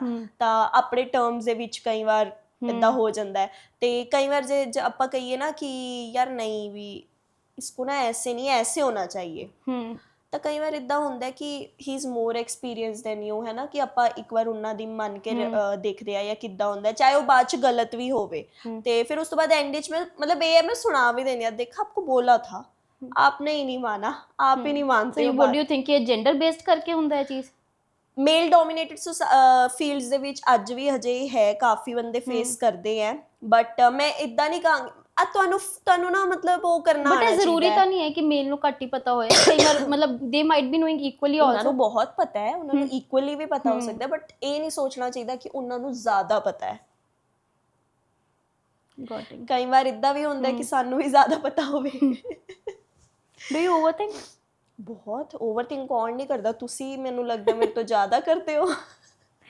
ਮੈਂ ਤਾਂ ਮੇਰਾ ਦਿਨ ਸ਼ੁਰੂਆਤ ਹੀ ਮੇਰੀ ਓਵਰਥਿੰਕਿੰਗ ਤੋਂ ਹੁੰਦੀ ਹੈ, ਅੱਜ ਕੀ ਕਰਨਾ, ਉਹ ਸ਼ੂਟ ਵੀ ਸੀ, ਇਹ ਵੀ ਸੀ, ਉਹ ਡਾਕੂਮੈਂਟ ਵੀ ਦੇਣਾ, ਪਤਾ ਨਹੀਂ ਕਦੀ ਜ਼ਿੰਦਗੀ 'ਚ ਇੰਨਾ ਕੁਛ ਕਰਕੇ ਵੀ ਇੱਦਾਂ ਲੱਗਦਾ ਕਿ ਅਸੀਂ ਫੇਲ ਆ, ਅਸੀਂ ਕੁਝ ਕੀਤਾ ਹੀ ਨਹੀਂ ਹੈ। But with time I think ਕਿ ਓਵਰਥਿੰਕਿੰਗ ਨੂੰ ਜੋ ਬੰਦਾ ਨਾ ਕਨਕਰ ਕਰਨਾ ਸਿੱਖ ਗਿਆ, ਉਹ ਰਾਜ ਹੈ ਲਾਈਫ ਦੇ ਵਿੱਚ। ਪਰ ਕਿਤੇ ਤੁਹਾਨੂੰ ਇਹ ਲੱਗਦਾ ਕਿ ਜਿਹੜਾ ਬੰਦਾ ਓਵਰਥਿੰਕ ਕਰ ਵੀ ਰਿਹਾ ਆਪਣੇ ਐਕਸ਼ਨਸ ਨੂੰ ਜਾਂ ਆਪਣੇ ਗੋਲਸ ਨੂੰ, ਕਿਤੇ ਨਾ ਕਿਤੇ ਬਹੁਤ ਐਂਬੀਸ਼ੀਅਸ ਹੈ ਤਾਂ ਹੀ ਕਰ ਰਿਹਾ। ਐਂਬੀਸ਼ੀਅਸ ਤਾਂ ਹੈ, ਬਟ ਬਿਮਾਰੀਆਂ ਵੀ ਉਨੀ ਦਿੰਦਾ ਓਵਰਥਿੰਕਿੰਗ। ਤੁਸੀਂ ਆਪਣੇ ਆਪ ਨੂੰ ਕਹਿ ਰਹੇ ਤੁਸੀਂ ਘੱਟ ਕਰ ਰਹੇ ਹੋ, ਬਟ ਮੇਬੀ ਕੁਝ ਲੋਕ ਤੁਹਾਨੂੰ ਐਡਮਾਇਰ ਕਰ ਰਹੇ ਹੋਣੇ ਕਿ ਯਾਰ we have to be like her, but ਉਹਨਾਂ ਨੂੰ ਇਹ ਨਹੀਂ ਪਤਾ ਬੈਕ ਐਂਡ ਤੇ ਕੀ ਕੁਝ ਚੱਲ ਰਿਹਾ ਹੈ। ਐਡਮਾਇਰਿੰਗ ਤਾਂ ਅਸੀਂ ਜੋ ਚੀਜ਼ ਸਾਹਮਣੇ ਦੇਖਦੇ ਹਾਂ, ਹੁਣ ਅਸੀਂ ਇੰਨੇ ਸਟਾਰਸ ਨੂੰ ਸਾਹਮਣੇ ਦੇਖਦੇ ਹਾਂ, ਕਿ ਬਹੁਤ ਵਧੀਆ ਹੈ, ਗਲੈਮਰਸ ਲਾਈਫ ਹੈ, ਸਭ ਕੁਝ ਕ੍ਰੀਏਟਿਵ ਹੈ, ਬਟ ਉਹਨਾਂ ਦੇ ਬੈਕ ਆਫ ਦਾ ਹੈਡ ਤੇ ਬੈਕ ਆਫ ਦਾ ਲਾਈਫ ਦੇ ਵਿੱਚ ਕੀ ਚੱਲ ਰਿਹਾ ਉਹ ਨਹੀਂ ਸਾਨੂੰ ਪਤਾ ਹੁੰਦਾ। ਤਾਂ ਆਈ ਥਿੰਕ ਓਵਰ ਥਿੰਕਿੰਗ ਤਾਂ ਸਭ ਕਰਦੇ ਆ, ਮਤਲਬ ਅੱਜ ਤਾਂ ਹੀ ਮੈਡੀਟੇਸ਼ਨ ਵਾਲਾ ਬਿਜ਼ਨਸ ਇੰਨਾ ਜ਼ਿਆਦਾ ਹੁਣ ਚੱਲਣ ਲੱਗ ਗਿਆ ਕਿਉਂਕਿ ਆਪਣੀ ਜਨਰੇਸ਼ਨ ਪਲਦੀ ਓਵਰ ਥਿੰਕਿੰਗ ਤੇ ਹੈ। ਅੱਜ ਮੈਂ ਇੱਕ ਉਹ ਦੇਖਿਆ ਸੀਗਾ stand up comedy, I don't remember ਕਿਹਦਾ ਸੀਗਾ, ਤੇ ਉਹਦੇ 'ਚ ਉਹਨਾਂ ਨੇ ਕਿਹਾ ਸੀ ਮੇਰੇ घर वालों ने तो मुझे ओवर थिंकिंग और डर ही दी है खून में। आई थिंक कि फैमिली तो भी आंदी है, ਤੁਹਾਡੇ ਘਰਦਿਆਂ ਨੇ ਵੀ ਕੁਝ ਦਿੱਤਾ ਹੈ ਜਾਂ ਮਤਲਬ ਮੇਰੇ ਘਰਦਿਆਂ ਨਾ ਇੱਦਾਂ ਮੈਂ ਇਹ ਨਹੀਂ ਕਹਾਂਗੀ ਉਹਨਾਂ ਨੇ ਮੈਨੂੰ ਓਵਰ ਥਿੰਕਿੰਗ ਦਿੱਤੀ ਹੈ, ਬਟ ਮੈਨੂੰ ਡਰ ਤਾਂ ਜ਼ਰੂਰ ਦਿੱਤਾ ਹੈ ਮੇਰੇ ਘਰਦਿਆਂ ਨੇ। ਕਿਸ ਚੀਜ਼ ਦਾ? ਹਰ ਚੀਜ਼ ਦਾ ਸੋਚ ਕੇ ਕਰਨ ਦਾ, ਵੀ ਉਹ ਜੇ ਇਹ ਗਲਤ ਹੋ ਗਈ ਤਾਂ ਉਹਦਾ ਰਿਜ਼ਲਟ ਕੀ ਹੋਏਗਾ। ਮਤਲਬ ਮੈਂ ਪਹਿਲਾਂ ਰਿਜ਼ਲਟ ਦਾ ਸੋਚਦੀ ਆ, ਬਾਅਦ ਦੇ ਵਿੱਚ ਸੋਚਦੀ ਆ ਕਿ ਕਰਨਾ ਕਿਵੇਂ ਹੈ, ਕਿ ਜੇ ਇਹ ਚੀਜ਼ ਕਰਤੀ ਜੇ ਨਾ ਹੋਈ ਤਾਂ ਕਿੰਨਾ ਕੁਝ ਹੋ ਜਾਏਗਾ, ਵੀ ਲੋਕੀ ਕੀ ਕਹਿਣਗੇ ਇਹਨੇ ਸ਼ੁਰੂ ਕਰਕੇ ਛੱਡਤਾ, ਇਹ ਹੈ ਉਹ ਹੈ। ਤੇ ਵਿਦ ਟਾਈਮ ਪਰ ਮੈਂ ਸਿੱਖ ਗਈ ਕਿ ਨਹੀਂ, ਮੈਨੂੰ ਲੋਕਾਂ ਦੇ ਬਾਰੇ ਕੋਈ ਪਰਵਾਹ ਨਹੀਂ, ਜੇ ਫੇਲ ਹੋ ਵੀ ਗਈ ਮੈਂ ਐਟਲੀਸਟ ਮੈਂ ਇਹ ਕਹਿਣ ਜੋਗੀ ਹੋਵਾਂਗੀ ਕਿ ਮੇਰਾ ਆਪਣਾ ਸੀਗਾ, ਕੁਝ ਵੀ ਤੁਹਾਡੇ ਪਿਓ ਤੋਂ ਪੈਸੇ ਤਾਂ ਨਹੀਂ ਲਿੱਤੇ ਨਾ। ਓਵਰ ਅਚੀਵਿੰਗ ਜਿਹੜੀ ਗਰਲਸ ਹੁੰਦੀਆਂ ਉਹਨਾਂ ਨੂੰ ਲੱਗਦਾ ਪ੍ਰੇਸ ਤੋਂ ਜ਼ਿਆਦਾ ਪ੍ਰੈਸ਼ਰ ਹੀ ਕਲੈਕਟ ਕੀਤਾ ਹੁੰਦਾ ਉਹਨੇ ਆਪਣੀ ਲਾਈਫ ਵਿੱਚ, ਕਿ you have equally got both. Equally got both. Pressure ਜ਼ਿਆਦਾ ਫੀਲ ਹੁੰਦਾ ਹੈ? ਪ੍ਰੈਸ਼ਰ ਜ਼ਿਆਦਾ ਫੀਲ ਤਦ ਹੁੰਦਾ ਹੈ ਜਦ ਕੋਈ ਤੁਹਾਡੇ ਪ੍ਰੈਸ਼ਰ ਨੂੰ ਸਮਝੇ ਨਾ ਕਿ ਤੁਸੀਂ ਐਕਚੁਅਲੀ ਕੁਝ ਕਰ ਰਹੇ ਹੋ। ਤੇ ਇਸ ਮੋਮੈਂਟ ਤੇ ਆਉਣ ਤੱਕ ਦਾ ਜਿਹੜਾ ਸਫ਼ਰ ਹੁੰਦਾ ਉਹ ਬਹੁਤ ਲੰਬਾ ਹੁੰਦਾ ਹੈ, ਕਿ ਮਤਲਬ ਆਪਾਂ ਕਈ ਚੀਜ਼ਾਂ ਐਸੀ ਸ਼ੁਰੂ ਕਰਦੇ ਹਾਂ ਜਦ ਸਾਨੂੰ ਪਤਾ ਹੁੰਦਾ ਹੈ ਕਿ ਫੋਰ ਐਗਜ਼ਾਮਪਲ ਕਿ ਤੁਸੀਂ ਪੋਡਕਾਸਟ ਸਟਾਰਟ ਕੀਤਾ ਹੈ, ਤੁਹਾਨੂੰ ਪਤਾ ਸੀਗਾ ਕਿ ਜਦ ਮੈਂ ਪੋਡਕਾਸਟ ਸਟਾਰਟ ਕੀਤਾ ਮੈਨੂੰ ਐਟਲੀਸਟ 6 ਮਹੀਨੇ 1 ਸਾਲ ਤਾਂ ਵੇਟ ਕਰਨੀ ਪਏਗੀ ਡੈਫੀਨੇਟਲੀ ਰਿਜ਼ਲਟਸ ਵਾਸਤੇ, ਰਾਈਟ? ਬਟ ਉਹ 6 ਮਹੀਨੇ 1 ਸਾਲ ਵਾਲੀ ਜਿਹੜੀ ਵੇਟ ਹੈ ਉਹ ਅਸੀਂ ਹਰ ਕਿਸੇ ਨੂੰ ਨਹੀਂ ਦੱਸ ਸਕਦੇ। And people literally ask you ਕੀ ਕਰ ਰਹੇ ਹੋ, ਕੀ ਹੋ ਰਿਹਾ ਹੋ ਕੀ ਰਿਹਾ ਹੈ, ਉਹਨਾਂ ਨੂੰ ਲੌਂਗ ਟਰਮ ਦਾ ਨਹੀਂ ਪਤਾ ਤੇ ਨਾ ਅਸੀਂ ਹਰ ਕਿਸੇ ਨੂੰ ਸਮਝਾ ਸਕਦੇ ਹਾਂ। ਬਟ ਉਹ ਕਈ ਵਾਰ ਪ੍ਰੈਸ਼ਰਾਈਜ਼ਿੰਗ ਨਹੀਂ ਲੱਗਦਾ ਕਿ ਯਾਰ ਬ੍ਰੋ ਡੋਨਟ ਡਿਮੀਨ ਅਸ? ਉਹੀ ਗੱਲ ਹੋਈ ਨਾ, ਪ੍ਰੈਸ਼ਰ ਤਾਂ ਫੀਲ ਹੁੰਦਾ ਜਦ ਦੂਜਾ ਬੰਦਾ ਪ੍ਰੈਸ਼ਰ ਸਮਝੇ ਨਾ ਕਿ ਮਤਲਬ ਅਸੀਂ ਕੁਝ ਕਰ ਰਹੇ ਹਾਂ। ਤੇ ਇਹ ਆਈ ਥਿੰਕ ਕਿ ਆਪਣੇ ਫੈਮਿਲੀ 'ਚ ਜਿੰਨੀ ਮਰਜ਼ੀ, ਮੈਂ ਕਹਿੰਦੀ ਹਾਂ ਮੇਰੀ ਫੈਮਿਲੀ ਤੋਂ ਸਪੋਰਟਿਵ ਫੈਮਿਲੀ ਨਹੀਂ ਹੋਏਗੀ, you know my family as well, right? ਕਿ ਮੈਂ ਅੱਜ ਪਟਿਆਲੇ ਦੇ ਵਿੱਚ ਬੈਠ ਕੇ ਮੈਂ ਆਪਣੇ ਵੀ ਸ਼ੌਂਕ ਪੂਰੇ ਕਰ ਰਹੀ ਹਾਂ, ਮੈਂ ਕੁਝ ਹੋਰ ਕਰਨਾ ਹੈ, ਮਤਲਬ ਮੈਂ ਕਦੀ ਵੀ ਕੁਝ ਵੀ ਕਰ ਸਕਦੀ ਹਾਂ, ਮੈਂ ਜੌਬ ਵੀ ਕਰ ਰਹੀ ਹਾਂ, ਈਵਨ ਦੋ ਮੈਨੂੰ ਕਦੀ ਇੱਧਰ ਉੱਧਰ ਵੀ ਜਾਣਾ ਪੈਂਦਾ ਤਾਂ ਮਤਲਬ everyone is ready to help me out, right? ਤੇ ਬਟ ਸਟਿਲ ਮਤਲਬ ਇੱਕੋ ਚੀਜ਼ ਹੁੰਦੀ ਹੈ ਨਾ ਕਿ ਹਜੇ ਮੈਂ ਉਹਨਾਂ ਨੂੰ ਸਮਝਾ ਨਹੀਂ ਸਕਾਂਗੀ ਕਿ ਇਹ ਚੀਜ਼ ਜੇ ਮੈਂ ਕੀਤੀ ਹੈ ਨਾ, ਫੋਰ ਐਗਜ਼ਾਮਪਲ ਬੁੱਕ, ਮੈਂ ਬੁੱਕ ਦੇ ਬਾਰੇ ਕਿਸੇ ਨੂੰ ਨਹੀਂ ਦੱਸਿਆ ਤੇ ਅੱਜ ਮੈਂ ਪੋਡਕਾਸਟ ਤੇ ਬੋਲਤਾ ਬੁੱਕ ਹੈ, ਜੇ ਮੈਂ ਕਿਸੇ ਨੂੰ ਦੱਸਾਂ ਨਾ ਕਿ ਮੈਂ ਬੁੱਕ ਲਿਖ ਰਹੀ ਹਾਂ ਤਾਂ ਉਹ ਤੁਹਾਨੂੰ 6 ਮਹੀਨੇ ਬਾਅਦ ਕੁਐਸਚਨ ਕਰਨਗੇ ਕਿ ਕਿੱਥੇ ਪਹੁੰਚੀ, ਕੁਝ ਕਰਨਾ ਨਹੀਂ, ਪਬਲਿਸ਼ ਨਹੀਂ ਕਰਨਾ, ਜਦ ਉਹਨਾਂ ਨੂੰ ਇਹ ਨਹੀਂ ਪਤਾ ਕਿ ਸਿਰਫ 6 ਮਹੀਨੇ ਨਹੀਂ ਹੁੰਦੇ ਉਹਦੇ 'ਚ ਲਿਖਣਾ, ਉਸ ਤੋਂ ਬਾਅਦ ਉਹਨੂੰ ਫਰੇਮ ਕਰਨਾ, ਕਿੰਨਾ ਕੁਝ ਹੁੰਦਾ ਹੈ। ਤੇ ਉਸ ਤੋਂ ਬਾਅਦ if you are actually writing about something so emotional which is close to your heart, ਮੈਨੂੰ ਲੱਗਦਾ ਉਹ 6 ਮਹੀਨੇ 1 ਸਾਲ ਆਪੇ ਹੀ ਬਣ ਜਾਂਦੇ ਨੇ ਮੇਰੇ ਲਈ। ਬਣੇ ਤੁਸੀਂ ਜਦ ਲਿਖਦੇ ਹੋ ਆਈ ਗੈਸ ਯੂ ਮਤਲਬ ਮੈਂ ਇੱਕ ਚੈਪਟਰ ਲਿਖਦੀ ਹਾਂ, ਉਹ ਦੁਬਾਰਾ ਪੜ੍ਹਦੀ ਹਾਂ, ਮੈਂ ਰੋਣ ਲੱਗ ਜਾਂਦੀ ਹਾਂ ਕਿ ਯਾਰ ਮਤਲਬ ਹੈ ਨਾ ਕੀ ਹੋ ਗਿਆ ਜਾਂ ਇੱਦਾਂ ਹੈ ਉੱਦਾਂ ਹੈ ਜੋ ਵੀ, ਤੇ ਉਹ 6 ਮਹੀਨੇ 1 ਸਾਲ ਬਣ ਜਾਂਦੇ ਆ। ਮਤਲਬ ਤੁਹਾਨੂੰ ਬਹੁਤ ਹੀ ਐਫਰਟਸ ਕਰਨੇ ਪੈਂਦੇ ਆ, ਉਹ ਐਫਰਟਸ ਤੁਹਾਡਾ ਹਰ ਕੋਈ ਨਹੀਂ ਸਮਝ ਸਕਦਾ ਤੇ ਉਹਨਾਂ ਦੀ ਗਲਤੀ ਨਹੀਂ ਹੈ। ਦੈਟ ਇਜ਼ ਸਮਥਿੰਗ ਜੋ ਸਾਡੇ ਬੈਕਐਂਡ ਤੇ ਚੱਲ ਰਹੀ ਹੈ ਤੇ ਅਸੀਂ ਉਹ ਬੈਕਐਂਡ ਹਰ ਕਿਸੇ ਅੱਗੇ ਰਿਲੀਜ਼ ਨਹੀਂ ਕਰ ਸਕਦੇ। ਬਿਜ਼ੀ ਰਹਿਣਾ ਤੁਸੀਂ ਇਦਾਂ ਵੀ ਕਰਦੇ ਹੋ ਤਾਂ ਕਿ ਪੀਸ ਰੱਖਦੇ ਹੋ ਆਪਣੀ ਲਾਈਫ ਵਿੱਚ ਬਿਜ਼ੀ ਰਹਿ ਕੇ, ਤਾਂ ਕਿ ਤੁਸੀਂ ਯੂ نو ਹੋਰ ਪ੍ਰੋਬਲਮਸ ਬਾਰੇ ਨਾ ਸੋਚੋ? ਬਹੁਤ ਵਾਰ ਇਦਾਂ ਹੋਇਆ ਹੈ ਜਾਂ ਮੈਂ ਇੰਨਾ ਓਵਰਥਿੰਕ ਬਹੁਤ ਵਾਰ ਕਿ is it the basic thing for you? ਨਹੀਂ, ਪਹਿਲਾਂ ਹੁੰਦਾ ਸੀ ਬਟ ਹੁਣ ਮੈਂ ਸਮਝ ਲਿਆ ਕਿ ਦਿੱਕਤ ਕਿੱਥੇ ਆ ਰਹੀ ਹੈ ਤਾਂ ਮੈਂ ਉਹਨੂੰ ਹੁਣ ਕਵਰ ਅਪ ਕਰਨਾ ਸਿੱਖ ਲਿਆ। ਪਹਿਲਾਂ if you know me from I think 8th or 9th standard, more than a decade I can say, yeah, more than a decade, I used to think about people a lot. I know this. People, relatives, my family. Thinking about your family is not wrong. But ਅਸੀਂ I guess too much about your family is I think wrong. I guess ਸਾਡਾ value system ਬਹੁਤ ਇਦਾਂ ਵਿੱਚ ਲੈ ਆਉਂਦਾ ਕਿ ਹਨਾ ਆਪਾਂ ਕੁਝ ਐਸਾ ਨਾ ਕਰੀਏ ਜਿੱਥੇ ਸਾਡੇ ਫੈਮਿਲੀ ਨੂੰ ਯੂ نو ਬਿਲਕੁਲ ਉਹ ਚੀਜ਼ਾਂ ਜ਼ਿਆਦਾ ਕਰਦੀਆਂ। And Aman I think we are the last generation ਜੋ ਇਹ ਸੋਚਦੀਆਂ। ਮੈਨੂੰ ਨਹੀਂ ਲੱਗਦਾ ਹੁਣ ਵਾਲੀ, ਮਤਲਬ ਮੇਰੇ ਮਾਈ ਬ੍ਰਦਰ ਇਜ਼ ਸਾਰੇ 2004-5 ਇੱਦਾਂ ਬੌਰਨ ਨੇ, ਮੈਨੂੰ ਨਹੀਂ ਲੱਗਦਾ ਉਹ ਸੋਚਦੇ ਹੋਣੇ ਇੰਨਾ। Okay, he guides me sometimes ਕਿ ਆਪਣੇ ਬਾਰੇ ਸੋਚ ਕਿ ਯਾਰ ਇੱਕ ਗੱਲ ਤੋਂ ਸੁਣੋ, ਇੱਕ ਤੋਂ ਕੱਢ ਦੋ ਕਿ ਯਾਰ ਕਿੰਨਾ ਆਸਾਨ ਹੈ ਤੇਰੇ ਲਈ ਕਹਿਣਾ। ਮਤਲਬ ਮੇਰੇ ਤਾਂ ਦਿਮਾਗ 'ਚ ਚੱਲਦਾ ਰਹਿੰਦਾ ਕਿ ਇਹਨੇ ਕਹਿ ਕਿਵੇਂ ਦਿੱਤਾ ਇਦਾਂ। ਸਹੀ ਚ ਯਾਰ ਸੀਰੀਅਸਲੀ ਮਤਲਬ ਮੈਨ ਵੀ ਫਲਾਣੇ ਬੰਦੇ ਨੇ ਮੇਰੀ ਮੰਮੀ ਨੂੰ ਇਦਾਂ ਜਵਾਬ ਕਿਉਂ ਦਿੱਤਾ, ਜਦ ਕਿ that's none of my business. ਮੇ ਗਲਤੀ ਭਾਵੇਂ ਮੇਰੀ ਮੰਮੀ ਦੀ, ਬਟ ਯੂ ਨੋ ਵਾਟ, ਚੱਲਦੀ ਰਹਿੰਦੀ ਜੋ ਹੈ। ਸਾਡੇ ਪੇਰੈਂਟਸ ਹੁੰਦੇ ਆ ਉਹ ਫੇਕ ਫਰੈਂਡਸ਼ਿਪਸ ਪਹਿਲਾਂ ਪਹਿਚਾਨ ਲੈਂਦੇ ਆ, ਐਂਡ ਜੋ ਅਸੀਂ ਬੱਚੇ ਹੁੰਦੇ ਆ ਫੇਕ ਰਿਲੇਟਿਵਸ ਪਹਿਲਾਂ ਪਹਿਚਾਨ ਲੈਂਦੇ ਆ। ਬਿਲਕੁਲ। ਬਟ ਹੁਣ ਮੈਂ ਹੋ ਗਿਆ ਜਿੱਦਾਂ ਬੜੀ ਚੀਜ਼ਾਂ ਇਦਾਂ ਹੋਈਆਂ, ਚਾਹੇ ਤੁਸੀਂ ਰਿਲੇਸ਼ਨਸ ਦੇ ਵਿੱਚ, ਫੈਮਿਲੀ ਰਿਲੇਸ਼ਨਸ ਦੇ ਵਿੱਚ ਬੋਲੋ, ਫਰੈਂਡ ਸਰਕਲ ਦੇ ਵਿੱਚ ਕਹੋ, ਪ੍ਰੋਫੈਸ਼ਨਲੀ, ਇੰਨੀ ਚੀਜ਼ਾਂ ਹੋਈਆਂ। ਬਟ ਉਹ ਚੀਜ਼ਾਂ ਨੇ ਹੁਣ ਮੈਨੂੰ ਇੰਨਾ ਜ਼ਿਆਦਾ ਗਾਈਡ ਕਰਤਾ ਕਿ ਮੈਂ ਪਹਿਲਾਂ ਆਪਣੇ ਬਾਰੇ ਸੋਚਦੀ ਹਾਂ। ਕਦੇ ਇਦਾਂ ਫੀਲ ਹੁੰਦਾ ਕਿ ਜਦ ਤੁਸੀਂ ਆਪਣੇ ਵਾਸਤੇ ਰੈਸਟ ਕਰ ਰਹੇ ਹੋ ਤਾਂ ਗਿਲਟ 'ਚ ਜਾ ਰਹੇ ਹੋ? ਹੁੰਦਾ ਹੈ ਕਈ ਵਾਰ, ਬਟ ਉਹ ਵੀ ਜ਼ਰੂਰੀ ਹੈ। ਮਤਲਬ why do ambitious women feel guilt when they rest? ਕਿਉਂਕਿ ਮੈਨੂੰ ਇਦਾਂ ਲੱਗਦਾ ਕਿ ਉਹ ਅਸੀਂ ਸਾਰੇ ਇੰਨਾ ਜ਼ਿਆਦਾ ਕੰਮ ਬਾਰੇ ਸੋਚ ਚੁੱਕੇ ਹਾਂ, ਸਾਨੂੰ ਸੁਸਾਇਟੀ ਇੰਨਾ ਜ਼ਿਆਦਾ ਚੈਲੰਜ ਕਰ ਚੁੱਕੀ ਹੈ ਕਿ ਹੁਣ ਅਸੀਂ ਉਸ ਮੋਮੈਂਟਮ 'ਚ ਹੀ ਨਹੀਂ ਆ ਕਿ ਜੇ ਅਸੀਂ ਰੈਸਟ ਕਰ ਲਿਆ ਨਾ ਵੀ ਫੇਰ ਬੰਦੇ ਕਹਿਣਗੇ ਯਾਰ ਇਹਦਾ ਵਧੀਆ ਹੈ ਨਾ, have you ever felt the failure? Course ਕੌਣ ਨਹੀਂ ਕਰਦਾ। ਮਤਲਬ ਕਿ ਆਈ ਹੈਵ ਅ ਰਿਸਰਚ ਸਟਬੀਕੋ, ਤੇ ਉਹਦਾ ਮੇਰਾ ਮਨ ਸੀ ਕਿ ਮੈਂ ਉਹਨੂੰ ਬਿਜ਼ਨਸ ਮਾਡਲ ਬਣਾਵਾਂ, ਬਟ ਉਹ ਮੇਰੀ ਇੱਕ ਇਨੋਵੇਸ਼ਨ, ਇੱਕ ਰਿਸਰਚ ਬਣ ਗਈ। ਉਹਨੂੰ ਮੈਂ ਬਿਜ਼ਨਸ ਮਾਡਲ ਨਹੀਂ ਬਣਾ ਪਾਈ ਜਦ ਮੈਂ ਸਟਾਰਟ ਕੀਤਾ ਸੀਗਾ। ਸੋ ਫਸਟ ਆਫ ਆਲ ਸਟਬੀਕੋ is managing the rice straw, managing stubble burning. ਤਾਂ ਜੋ ਵੀ ਸਾਡੀ ਰਾਈਸ ਵੇਸਟ ਹੁੰਦਾ ਹੈ ਉਹਦੇ ਮੈਂ ਪ੍ਰੋਡਕਟਸ ਬਣਾਏ ਸੀਗੇ, ਬਾਇਓ ਪ੍ਰੋਡਕਟਸ ਬਣਾਏ ਸੀਗੇ, ਐਂਡ ਦੇ ਵਰ ਰੀਨਿਊਏਬਲ ਐਜ਼ ਵੈਲ, ਰਾਈਟ। ਤਾਂ university did not supported me at first because they didn't even know ਕਿ what the hell I'm doing, right? ਮਤਲਬ ਉਹਦਾ ਬੈਕਗਰਾਉਂਡ ਹੀ ਕਿਸੇ ਕੋਲ ਨਹੀਂ ਸੀਗਾ। But when I achieved some awards, I got Best Innovator Award in 2016, CSIR Chandigarh ਹੈ research ਤੇ ਉਹਨਾਂ ਵੱਲੋਂ ਮੈਨੂੰ ਬੈਸਟ ਰਿਸਰਚਰ ਦਾ ਮਿਲਿਆ ਸੀ, ਮੈਨੂੰ ਬੌਸ ਲੇਡੀ ਦਾ ਅਵਾਰਡ ਮਿਲਿਆ ਸੀਗਾ। ਤੇ ਉਹ ਜਦ ਅਵਾਰਡਸ ਮਿਲੇ, ਹਰ ਕਿਤੇ ਸ਼ਾਈਨ ਹੋਣ ਲੱਗਿਆ, ਤਾਂ ਸਾਰਿਆਂ ਨੂੰ ਸਮਝ ਆਇਆ ਕਿ ਉਹ ਆਇਆ ਸੀਗਾ ਇਹ ਸੀ। ਓਕੇ। ਐਂਡ ਜਦ ਮੈਂ ਮੈਂ ਨਾ ਪਰਾਲੀ ਘਰ ਮੰਗਵਾ ਲਈ ਸੀਗੀ, ਮੈਂ ਦਾਦੀ ਯੂਜ਼ ਟੂ ਸੇ ਕਿ ਯਾਰ ਮਤਲਬ ਇੰਜੀ ਕੰਪਿਊਟਰ ਇੰਜੀਨੀਅਰਿੰਗ ਕਰਦੇ ਕਰਦੇ, ਪੰਜਾਬੀ ਦੇ ਵਿੱਚ ਆਪਾਂ ਪਰਾਲੀ ਨੂੰ ਕਹਿੰਦੇ ਫੂਸਾ, ਹੈ ਨਾ, ਇਹ ਫੂਸਾ ਕਿੱਥੋਂ ਆ ਗਿਆ? ਤੇ ਘਰ ਦੇ ਵਿੱਚ ਕਿ ਹਰ ਕਿਤੇ ਪਰਾਲੀ ਪਈ ਹੋਈ ਹੈ, ਕਿਉਂਕਿ ਮੈਂ ਰਿਸਰਚ ਕਰ ਰਹੀ ਸੀ ਐਕਚੁਅਲ ਦੇ ਵਿੱਚ। ਕੋਵਿਡ ਦਾ ਟਾਈਮ ਸ਼ੁਰੂ ਹੋ ਗਿਆ ਸੀ, ਕੋਵਿਡ ਤੋਂ ਬਾਅਦ ਵੀ ਥੋੜਾ ਟਾਈਮ, ਮਤਲਬ ਅਸੀਂ ਖੁਦ ਛੋਟੇ ਛੋਟੇ ਪੀਸਿਸ ਦੇ ਵਿੱਚ ਕੱਟ ਕਰਕੇ ਪਤੀਲੇ ਦੇ ਵਿੱਚ ਬੋਇਲ ਕਰਕੇ, ਮਤਲਬ ਇੱਦਾਂ ਐਵੇਂ ਘਰੇਲੂ ਨੁਸਖਿਆਂ ਦੇ ਨਾਲ ਅਸੀਂ ਕੀਤਾ, ਕਿਉਂਕਿ ਕੋਵਿਡ ਸੀਗਾ, ਕੁਝ ਹੋਰ ਆ ਹੀ ਨਹੀਂ ਸਕਦਾ ਸੀ ਸਾਡੇ ਕੋਲ, ਕੁਝ ਸ਼ਿਪ ਨਹੀਂ ਹੋ ਸਕਦਾ ਸੀ, ਕੁਝ ਨਹੀਂ ਹੋ ਸਕਦਾ ਸੀਗਾ। ਤਾਂ ਪੀਪਲ ਯੂਜ਼ ਟੂ ਆਸਕ ਕਿ ਮਤਲਬ ਪਾਪਾ ਯੂਜ਼ ਟੂ ਆਸਕ ਮੀ ਕਿ ਦੇਖ, ਮਤਲਬ ਮੈਂ ਪਾਪਾ ਨੂੰ ਇੱਕ ਦਿਨ ਬਿਠਾਇਆ, ਮੈਂ ਕਿਹਾ ਦੇਖੋ ਮੇਰੀ ਗੱਲ ਸੁਣੋ, ਮੇਰੀ ਜੋ ਰਿਸਰਚ ਹੈ ਨਾ, ਮੈਂ ਜੋ ਸੋਚਿਆ ਹੋਇਆ, ਜੇ ਤੁਸੀਂ ਮੈਨੂੰ ਸਪੋਰਟ ਕਰੋ ਨਾ ਆਪਾਂ ਕਰੋੜਾਪਤੀ ਬਣ ਸਕਦੇ ਹਾਂ। ਤਾਂ ਪਾਪਾ ਲਾਈਕ ਪਾਗਲ ਹੋ ਗਈ ਹੈ ਕੀ ਹੋ ਗਿਆ?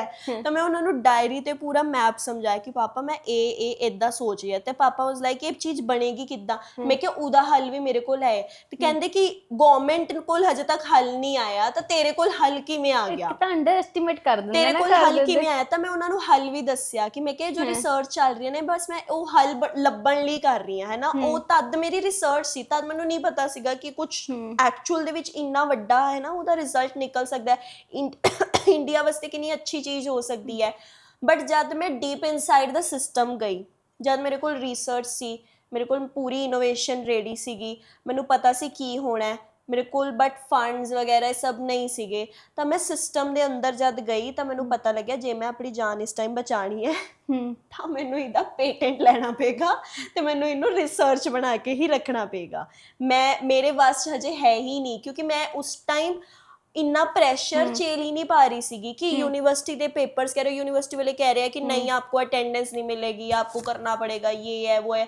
एंड चीज़ां करन वास्ते मैनू इधर उधर जाना पैना सी, फैक्ट्रीज वास्ते। ਸਭ ਤੋਂ ਵੱਡੀ ਗਲਤੀ ਮੇਰੀ ਇਹ ਰਹੀ ਕਿ ਮੈਂ ਬਹੁਤ ਸਾਰੇ ਫਰੈਂਡਸ ਇਨਵੋਲਵ ਕਰ ਲਏ ਸੀਗੇ ਉਸ ਪ੍ਰੋਜੈਕਟ ਦੇ ਵਿੱਚ। ਤਾਂ ਮੈਨੂੰ ਇੱਦਾਂ ਲੱਗਦਾ ਸੀ ਕਿ ਜਿੰਨੇ ਜ਼ਿਆਦਾ ਆਪਣੇ ਬੰਦੇ ਹੋਣਗੇ ਉਹ ਸਮਝਣਗੇ। ਹਰ ਕਿਸੇ ਦਾ ਕੁਛ ਨਾ ਕੁਛ ਇੱਕ ਸਟਰੋਂਗ ਪੁਆਇੰਟ ਕੱਢ ਲਿਆ ਸੀਗਾ। ਫੋਰ ਐਗਜ਼ਾਮਪਲ ਕਿਸੇ ਦਾ ਸੋਸ਼ਲ ਮੀਡੀਆ ਸਟਰੋਂਗ ਪੁਆਇੰਟ ਹੈ, ਕਿਸੇ ਦਾ ਕੰਟੈਂਟ ਕ੍ਰੀਏਟਿੰਗ ਸਟਰੋਂਗ ਪੁਆਇੰਟ ਹੈ, ਅਸੀਂ ਵੈਬਸਾਈਟ ਬਣਾ ਲਈ ਸੀਗੀ। ਤਾਂ ਮੈਂ ਹਰ ਕਿਸੇ ਦਾ ਇੱਕ ਸਟਰੋਂਗਰ ਪੁਆਇੰਟ ਰੱਖਿਆ ਸੀ। ਅੱਜ ਤੱਕ ਉਹ CV ਦੇ ਵਿੱਚ ਯੂਜ਼ ਕਰਦੇ ਆ ਰਹੇ ਆ, ਬਟ ਕਿੱਤਾ ਤਾਂ ਕੁਝ ਵੀ ਨਹੀਂ ਹੈ। ਕੀਤਾ ਕੁਝ ਨਹੀਂ ਹੈ, ਰਾਈਟ। ਤੇ ਜਦ ਫੈਕਟਰੀ ਤੋਂ ਇੱਕ ਪ੍ਰੋਡਕਟ ਬਣ ਕੇ ਆਇਆ ਸੀਗਾ ਨਾ, ਤਦ ਮੇਰੇ ਘਰ ਦੇ ਵਰ ਸ਼ੌਕਡ ਕਿ ਉਹ ਵੀ ਮਤਲਬ ਪਰਾਲੀ ਤੋਂ ਬਣਿਆ, ਇਹ ਪਰਾਲੀ ਤੋਂ ਬਣੇ ਹੈ ਵੀ, ਮਤਲਬ ਇਹ mixture of farming agriculture waste ਤੋਂ ਬਣੇ ਹੈ।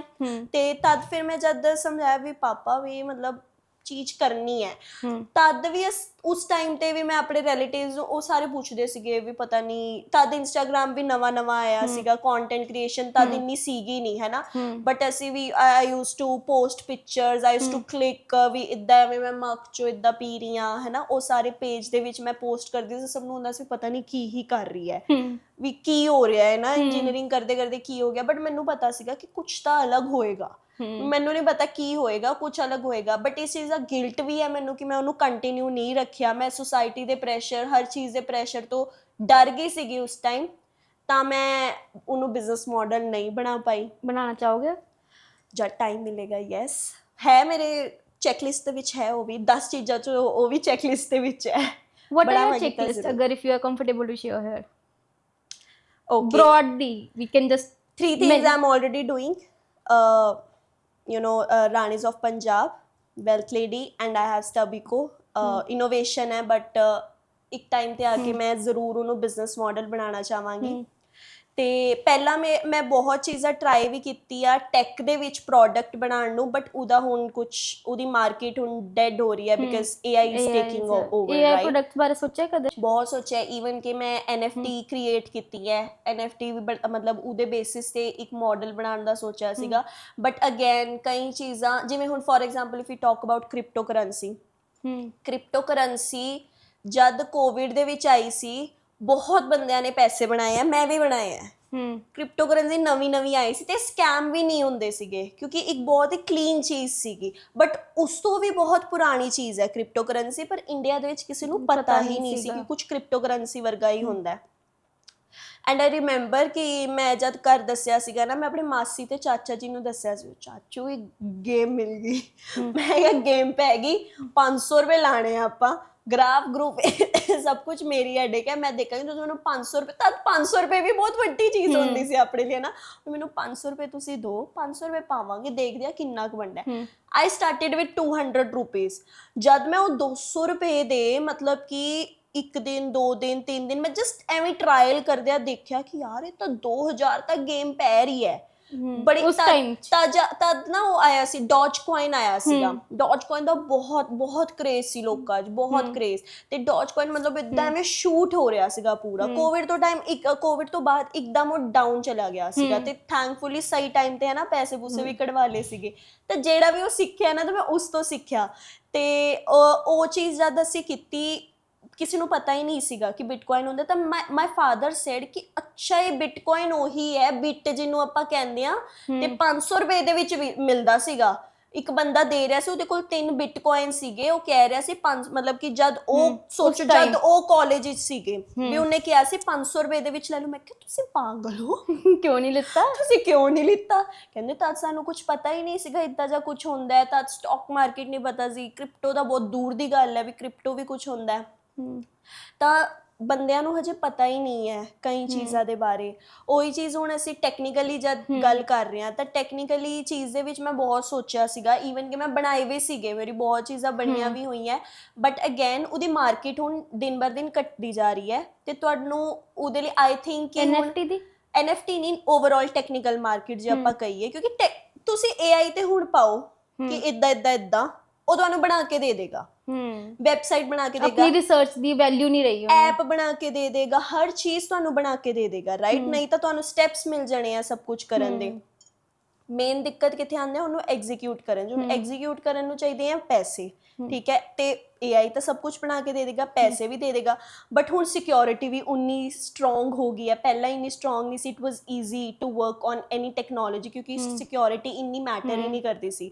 ਹੁਣ ਇੰਸਟਾਗ੍ਰਾਮ ਹੀ ਦੇਖ ਲਓ, ਇੰਸਟਾਗ੍ਰਾਮ ਦੇ ਪੇਜਸ ਹਰ ਦੂਜੇ ਦਿਨ ਬਲੌਕ ਹੋ ਰਹੇ ਆ, ਸਸਪੈਂਡ ਹੋ ਰਿਹਾ। ਮੇਰਾ ਖੁਦ ਦਾ ਬਟ ਉਹਦਾ reason I was also researching about it ਕਿ ਅਸੀਂ ਬਹੁਤ ਸਾਰੇ ਲੋਕ ਆਟੋਮੇਸ਼ਨਸ ਕਨੈਕਟ ਕਰ ਰਹੇ ਹਾਂ ਅੱਜ ਕੱਲ੍ਹ, ਤੇ ਉਹ ਬਹੁਤ ਉਹਨਾਂ ਨੂੰ ਲੱਗਦਾ AI ਹੈ, ਉਹਨਾਂ ਨੂੰ ਲੱਗਦਾ AI ਹੈ, ਬਿਲਕੁਲ। ਤਾਂ ਕੋਈ ਵੀ ਚੀਜ਼ ਸ਼ੁਰੂ ਕਰਨ ਤੋਂ ਪਹਿਲਾਂ ਆਪਾਂ ਨੂੰ ਇਹ ਸੋਚਣਾ ਚਾਹੀਦਾ ਕਿ ਉਹਦੇ ਅਗਲੇ 5 ਸਾਲ ਦੀ ਮਾਰਕੀਟ ਕਿੱਦਾਂ ਹੋਏਗੀ। ਵੀ ਆਪਾਂ ਜੇ ਹੁਣ ਦੀ ਮਾਰਕੀਟ ਦੀ ਗੱਲ ਕਰੀਏ ਹੋ ਜਾਏਗਾ 1 ਸਾਲ ਤੁਸੀਂ ਕਮਾ ਲੋਗੇ 2 ਸਾਲ ਕਮਾ ਲੋਗੇ ਬਟ ਆਉਣ ਵਾਲੇ 5 ਸਾਲ ਤੱਕ ਕੀ ਹੋਏਗਾ ਫਿਰ ਤੁਹਾਡਾ? How did you made believe in yourself? ਸਭ ਤੋਂ ਪਹਿਲਾਂ ਤੇ ਬਹੁਤ ਵੱਡਾ ਕੁਐਸਚਨ ਆਏਗਾ ਸਰ। ਆਈ ਥਿੰਕ ਇਹਦਾ ਮੈਂ ਕ੍ਰੈਡਿਟ ਆਪਣੀ ਫੈਮਿਲੀ ਨੂੰ ਜ਼ਰੂਰ ਦਾਂਗੀ ਕਿਉਂਕਿ I am the elder daughter, elder granddaughter, my ਨਾਨੀ ਸਾਈਡ ਐਲਡਰ, 8-9 ਭਰਾਵਾਂ ਦੀ ਕੱਲੀ ਕੱਲੀ ਭੈਣ, ਤਾਂ ਮਤਲਬ ਮੈਨੂੰ ਸ਼ੁਰੂ ਤੋਂ ਹੀ ਕੌਨਫੀਡੈਂਸ ਆਈ ਥਿੰਕ ਇਹਨਾਂ ਨੇ ਇਨਬਿਲਟ ਹੀ ਦੇ ਦਿੱਤਾ ਕਿ ਆਪਣੇ 'ਚ ਭਗਵਾਨ ਹੈ ਮੈਂ ਹੀ ਸਹੀ ਹਾਂ ਹੋਰ ਸਭ ਗਲਤ ਹੈ। ਤੇ I think were you like dominating? I am dominating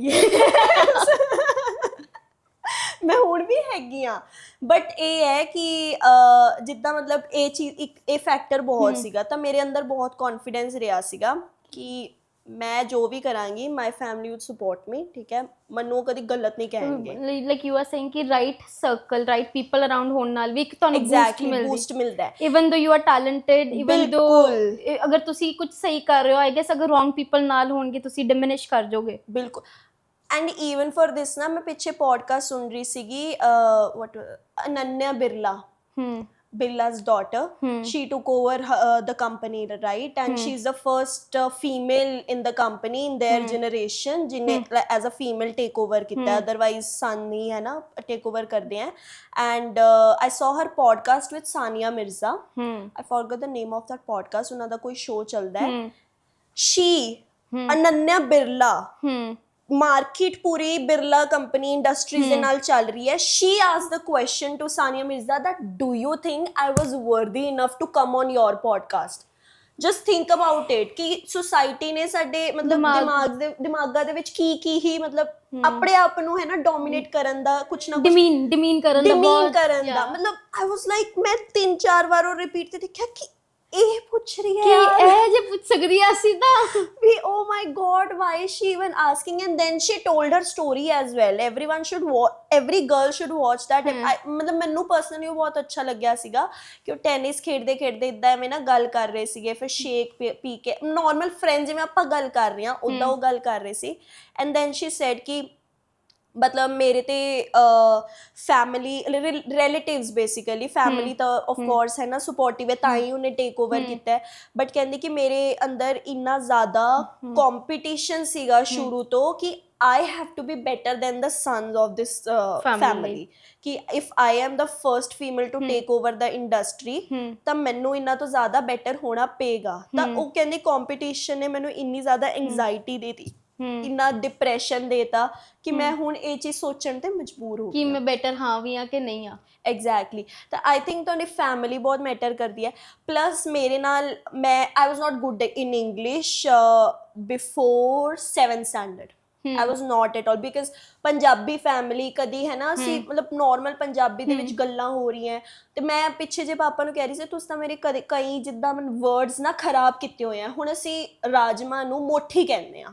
ਅੱਛਾ ਮੈਂ ਸਕੂਲ ਜਾ ਕੇ ਕਹਿੰਦੀ ਸੀਗੀ ਕਿ ਕੱਲ ਹਮਨੇ ਮੋਠੀ ਬਣਾਈ ਥੀ। कितना वियर्ड लग रहा है मेरे लिए। मोठी was normal and everyone was like मोठी क्या होता है ਤੇ ਬਹੁਤ ਬਾਅਦ ਚ ਮੈਨੂੰ ਪਤਾ ਅੱਛਾ ਮੋਠੀ ਰਾਜਮਾ ਨੂੰ ਕਹਿੰਦੇ ਆ। ਉਹ ਮਤਲਬ ਮੇਰੇ ਘਰ ਦੇ ਕਿਉਂਕਿ ਮੋਠੀ ਕਹਿੰਦੇ ਆ। ਚਾਵਲ ਨੂੰ ਇਹ ਲੋਕ ਪੰਜਾਬੀ ਜਿੱਦਾਂ ਨਾਰਮਲ ਪੰਜਾਬੀ ਵਾਲੇ ਚਿਓਲ ਕਹਿੰਦੇ ਸੀ ਤਾਂ ਮੈਂ ਵੀ ਚਿਓਲ ਕਹਿਣ ਲੱਗ ਗਈ ਸੀ ਕਿ ਚਾਵਲ ਰਾਜਮਾ ਚਾਵਲ ਬਹੁਤ ਬਾਅਦ ਕਿ that is the favorite thing of ਛੋਟੀ ਚੀਜ਼ ਹੈ ਰਾਜਮਾ ਚਾਵਲ ਹੈ ਨਾ ਬਟ ਮੈਂ ਅਸੀਂ ਮੋਠੀ ਚਿਓਲ ਮੈਂ ਮਤਲਬ ਮੈਂ ਉਦਾਂ ਹੀ ਇਨਹੈਰਿਟ ਕਰ ਲਿਆ ਸੀਗਾ ਕਿ ਮਾਈ ਫੈਮਿਲੀ ਸੇਜ਼ ਮੋਠੀ ਬਣਾਈ ਹੈ ਤਾਂ ਮੋਠੀ ਬਣਾਈ ਹੋਏਗੀ ਹੈ ਨਾ। ਤੇ ਉਦਾਂ ਮਤਲਬ I was not good at English. 7th standard ਦੇ ਵਿੱਚ ਸਮਥਿੰਗ ਹੈਪਨ ਕਿ ਮੈਂ ਇੰਗਲਿਸ਼ ਦੇ ਨਾ ਨੋਟਬੁੱਕ ਦੇ ਵਿੱਚ ਲਿਖਤਾ ਸੀਗਾ ਐਵਰੀਬਡੀ ਜਿੱਦਾਂ ਹੁੰਦਾ ਨਾ ਤਾਂ EVERYBODY ਹੈ ਨਾ ਐਵਰੀਬਡੀ ਹੁੰਦਾ ਤਾਂ ਮੈਂ ਉਹਨੂੰ ਐਵਰੀ ਸਪੇਸ ਬੋਡੀ ਐਵੇਂ ਲਿਖਤਾ ਸੀਗਾ ਹੈ ਨਾ। ਚਾਹੇ ਹੁਣ ਜੇ ਮੈਂ ਸੋਚਿਆ ਕਿ ਮੈਂ ਵੀ ਸੋਚਿਆ ਅਰੇ ਏਦਾਂ ਥੋੜੀ ਲਿਖਦੇ ਆ ਹੈ ਨਾ ਵੀ ਤਦ ਆਈ ਵਾਜ਼ ਇਨ 6th ਸਟੈਂਡਰਡ ਦੈਟ ਟਾਈਮ। ਤਾਂ ਟੀਚਰ ਜੋ ਸੀ उन्होंने एकदम ना बड़े उदा किया अरे सहज एवरी बॉडी थोड़ी होता है एवरीबडी होता है। उन्होंने नॉर्मल वे किया but my classmates took it funny way कि ओ एवरी बॉडी लिख दी है सहज ने एवरी बॉडी। ਮਤਲਬ ਉਹ ਇੱਕ ਛੋਟਾ ਜਿਹਾ ਵਰਡ, ਈਵਨ ਮਾਈ ਫਰੈਂਡਸ ਵਰ ਪਾਰਟ ਆਫ ਦੈਟ ਜੋਕ, ਉਹਨਾਂ ਲਈ ਚਾਹੇ ਇੱਕ ਨੋਰਮਲ ਸੀਗਾ, ਅਸੀਂ ਸਭ ਬੱਚੇ ਸੀਗੇ ਨਾ, ਦੈਟ ਵਰਡ ਚੇਂਜਡ ਮੀ, ਕਿ ਦਿਲ ਤੇ ਲੱਗ ਗਿਆ, ਦਿਲ ਤੇ ਲੱਗ ਗਿਆ ਮੇਰੇ, ਹੈ ਨਾ, ਕਿ ਕਿਸੇ ਨੇ ਮੇਰਾ ਮਜ਼ਾਕ ਉਡਾ ਕਿਵੇਂ ਦਿੱਤਾ। ਉਸ ਦਿਨ ਤੋਂ ਬਾਅਦ ਮੈਂ ਡਿਕਸ਼ਨਰੀ ਪੜ੍ਹਨਾ ਸ਼ੁਰੂ ਕਰਤੀ। ਮੈਂ ਮਤਲਬ ਆਪਣੇ ਕੋਲ ਤਦ YouTube ਦਾ ਐਕਸੈਸ ਤਾਂ ਹੈ ਨਾ, ਯਾਦ ਹੈ ਛੋਟੀ ਜੀ ਹੈ ਨਾ, ਮੈਂ ਉਹ ਪੜ੍ਹਦੀ ਸੀ। ਸੋਚੋ ਮੈਂ ਵੱਡੀ ਲਿੱਤੀ ਸੀਗੀ ਪੜ੍ਹਨ ਵਾਸਤੇ ਸਿਰਫ, ਤੇ ਮੈਂ ਬੁੱਕਸ ਪੜ੍ਹਨ ਲੱਗ ਗਈ। ਤਦ ਤੋਂ ਮੇਰਾ ਬੁੱਕਸ ਦੇ ਵਿੱਚ ਸ਼ੌਂਕ ਰਿਹਾ ਹੈ, ਤਦ ਤੋਂ ਮੈਂ ਪਬਲਿਕ ਸਪੀਕਰ ਬਣੀ, ਤਦ ਤੋਂ ਮੈਂ ਸਪੀਚ ਦੇਣੀ ਸ਼ੁਰੂ ਕੀਤੀ। ਫਿਰ ਉਸ ਤੋਂ ਬਾਅਦ ਮੈਂ ਆ ਜਾਓ ਕਿਹੜਾ ਮਜ਼ਾਕ ਉਡਾਉਂਦਾ, ਐਵਰੀਬਾਡੀ ਬੋਲ, ਜੋ ਮੈਂ ਬੋਲਾਂਗੀ ਉਹ ਸਹੀ ਹੋਏਗਾ, ਉਹੀ ਸਹੀ ਹੋਏਗਾ। ਤੇ ਉਸ ਚੀਜ਼ ਨੇ, ਉਸ ਚਾਹੇ ਤਦ ਮੇਰੇ ਲਈ ਉਹ ਬਹੁਤ ਵੱਡੀ ਚੀਜ਼ ਸੀਗੀ। ਮੈਨੂੰ ਬੜਾ ਉਹ ਹੋਇਆ ਸੀਗਾ ਕਿ ਯਾਰ ਇੱਦਾਂ ਐਵੇਂ ਮਜ਼ਾਕ ਜਾ ਉਡਾ ਰਹੇ ਆ ਕੁਛ ਵੀ, ਬਟ ਉਸ ਇੱਕ ਵਰਡ ਨੇ ਨਾ ਮੈਨੂੰ ਪਬਲਿਕ ਸਪੀਕਰ ਬਣਾਇਆ। 7th ਸਟੈਂਡਰਡ ਦੇ ਵਿੱਚ I went for the first debate competition, ਤੇ ਉੱਥੇ ਮੈਂ ਕੌਂਸੋਲੇਸ਼ਨ ਪ੍ਰਾਈਜ਼ ਜਿੱਤੀ ਸੀਗੀ। ਐਂਡ ਅ ਪਰਸਨ ਮੇਰੀ ਸੀਨੀਅਰ ਸੀਗੀ, she was more experienced than me in public speaking, ਤੇ ਉਹਨੂੰ ਨੀ ਅਵਾਰਡ ਮਿਲਿਆ ਸੀ, ਮੈਨੂੰ ਕੌਂਸੋਲੇਸ਼ਨ ਅਵਾਰਡ ਮਿਲਿਆ ਸੀ। And I was like on the 7th sky, ਹੈ ਨਾ, ਕਿ cloud 9 ਤੇਰੇ ਬਾਈ ਨੂੰ ਮਿਲਿਆ, ਐਵਰੀਬਾਡੀ ਨੂੰ ਮਿਲਿਆ। now I know it's everybody, what were the reactions of people, or were you not looking at them? ਇੱਕ ਹੁੰਦਾ ਸੀਗਾ ਅੰਦਰ ਕਿ ਯਾਰ I want to show you guys, ਹੁਣ ਵੀ ਹੈ, ਬਹੁਤ ਹੈ। ਮਤਲਬ +2 ਦੇ 10th ਤੋਂ ਬਾਅਦ ਆਪਾਂ ਚੂਜ਼ ਕਰਦੇ ਹਾਂ ਸਟਰੀਮ ਵਗੈਰਾ, ਐਂਡ ਇੱਦਾਂ। ਆਈ ਵਾਜ਼ ਵੀਕ ਐਟ ਮੈਥਸ, ਮੇਰੀ ਮੈਥਸ ਇੰਨੀ ਜ਼ਿਆਦਾ ਸਟਰੋਂਗ ਨਹੀਂ ਸੀਗੀ, ਤੇ ਮਤਲਬ ਮੇਰੀ ਮੈਥਸ ਦੇ ਵਿੱਚੋਂ ਜਦੋਂ 20 ਮਾਰਕਸ ਦਾ ਸਾਡਾ ਹੁੰਦਾ ਸੀ ਨਾ, MST ਯੂਨੀਵਰਸਿਟੀ ਥੋੜੀ ਹੈ, ਉਹ MST ਹੁੰਦੇ ਸੀ ਸਾਡੇ, ਨਹੀਂ ਮਿਡ ਸਮੈਸਟਰ ਸਾਈਕਲ ਟੈਸਟ ਕੁਝ ਇਦਾਂ ਹੁੰਦੇ, ਕੁਝ ਇਦਾਂ ਜਾ ਹੁੰਦਾ ਸੀ ਨਾ, ਤਾਂ ਉਹਦੇ ਵਿੱਚ ਜਦ ਮੇਰੇ 16 ਨੰਬਰ ਆ ਜਾਂਦੇ ਸੀ ਨਾ, ਸੋਚੋ ਮਤਲਬ ਪਾਰਟੀ ਵਾਲਾ ਸੀਨ ਹੋ ਜਾਂਦਾ। 16 ਮੈਥਸ ਦੇ ਵਿੱਚ, ਮੈਂ ਤੇ ਮੇਰੀ ਇੱਕ ਫਰੈਂਡ ਸੀ, ਅਸੀਂ ਦੋਨੋਂ ਮੈਥਸ ਦੇ ਵਿੱਚ ਵੀਕ ਸੀ, ਤੇ ਅਸੀਂ 4 ਫਰੈਂਡਸ ਸੀ, ਉਹ ਦੋਨੋਂ ਬਹੁਤ ਅੱਛੇ ਸੀਗੇ, ਅਸੀਂ ਦੋਨੋਂ ਮੈਥਸ ਦੇ ਵਿੱਚ ਬਹੁਤ ਵੀਕ ਸੀਗੇ। ਤੇ ਬਾਕੀ ਸਬਜੈਕਟ ਜਿਵੇਂ ਨਾਰਮਲ ਸੀਗਾ, ਤੇ ਫਿਰ ਪੰਜਾਬੀ ਦੇ ਵਿੱਚ ਅਸੀਂ ਦੋਨੋਂ ਬਹੁਤ ਸਟਰੋਂਗ ਸੀਗੇ, ਉਹ ਦੋਨੋਂ ਬਹੁਤ ਵੀਕ ਸੀ, ਇੱਦਾਂ ਵਾਲਾ ਸੀਨ ਸੀ।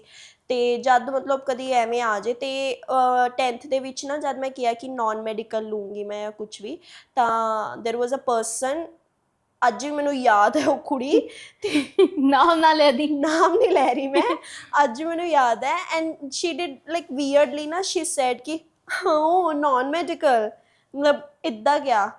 ਮੈਂ ਕਿਹਾ ਅੱਛਾ ਬੇਟੇ, ਮੈਂ ਅੱਜ ਉਹ ਮੇਰੇ ਬਿਜ਼ਨਸ ਵਾਲੇ ਪੇਜ ਫੋਲੋ ਕਰਦੀ ਹੈ।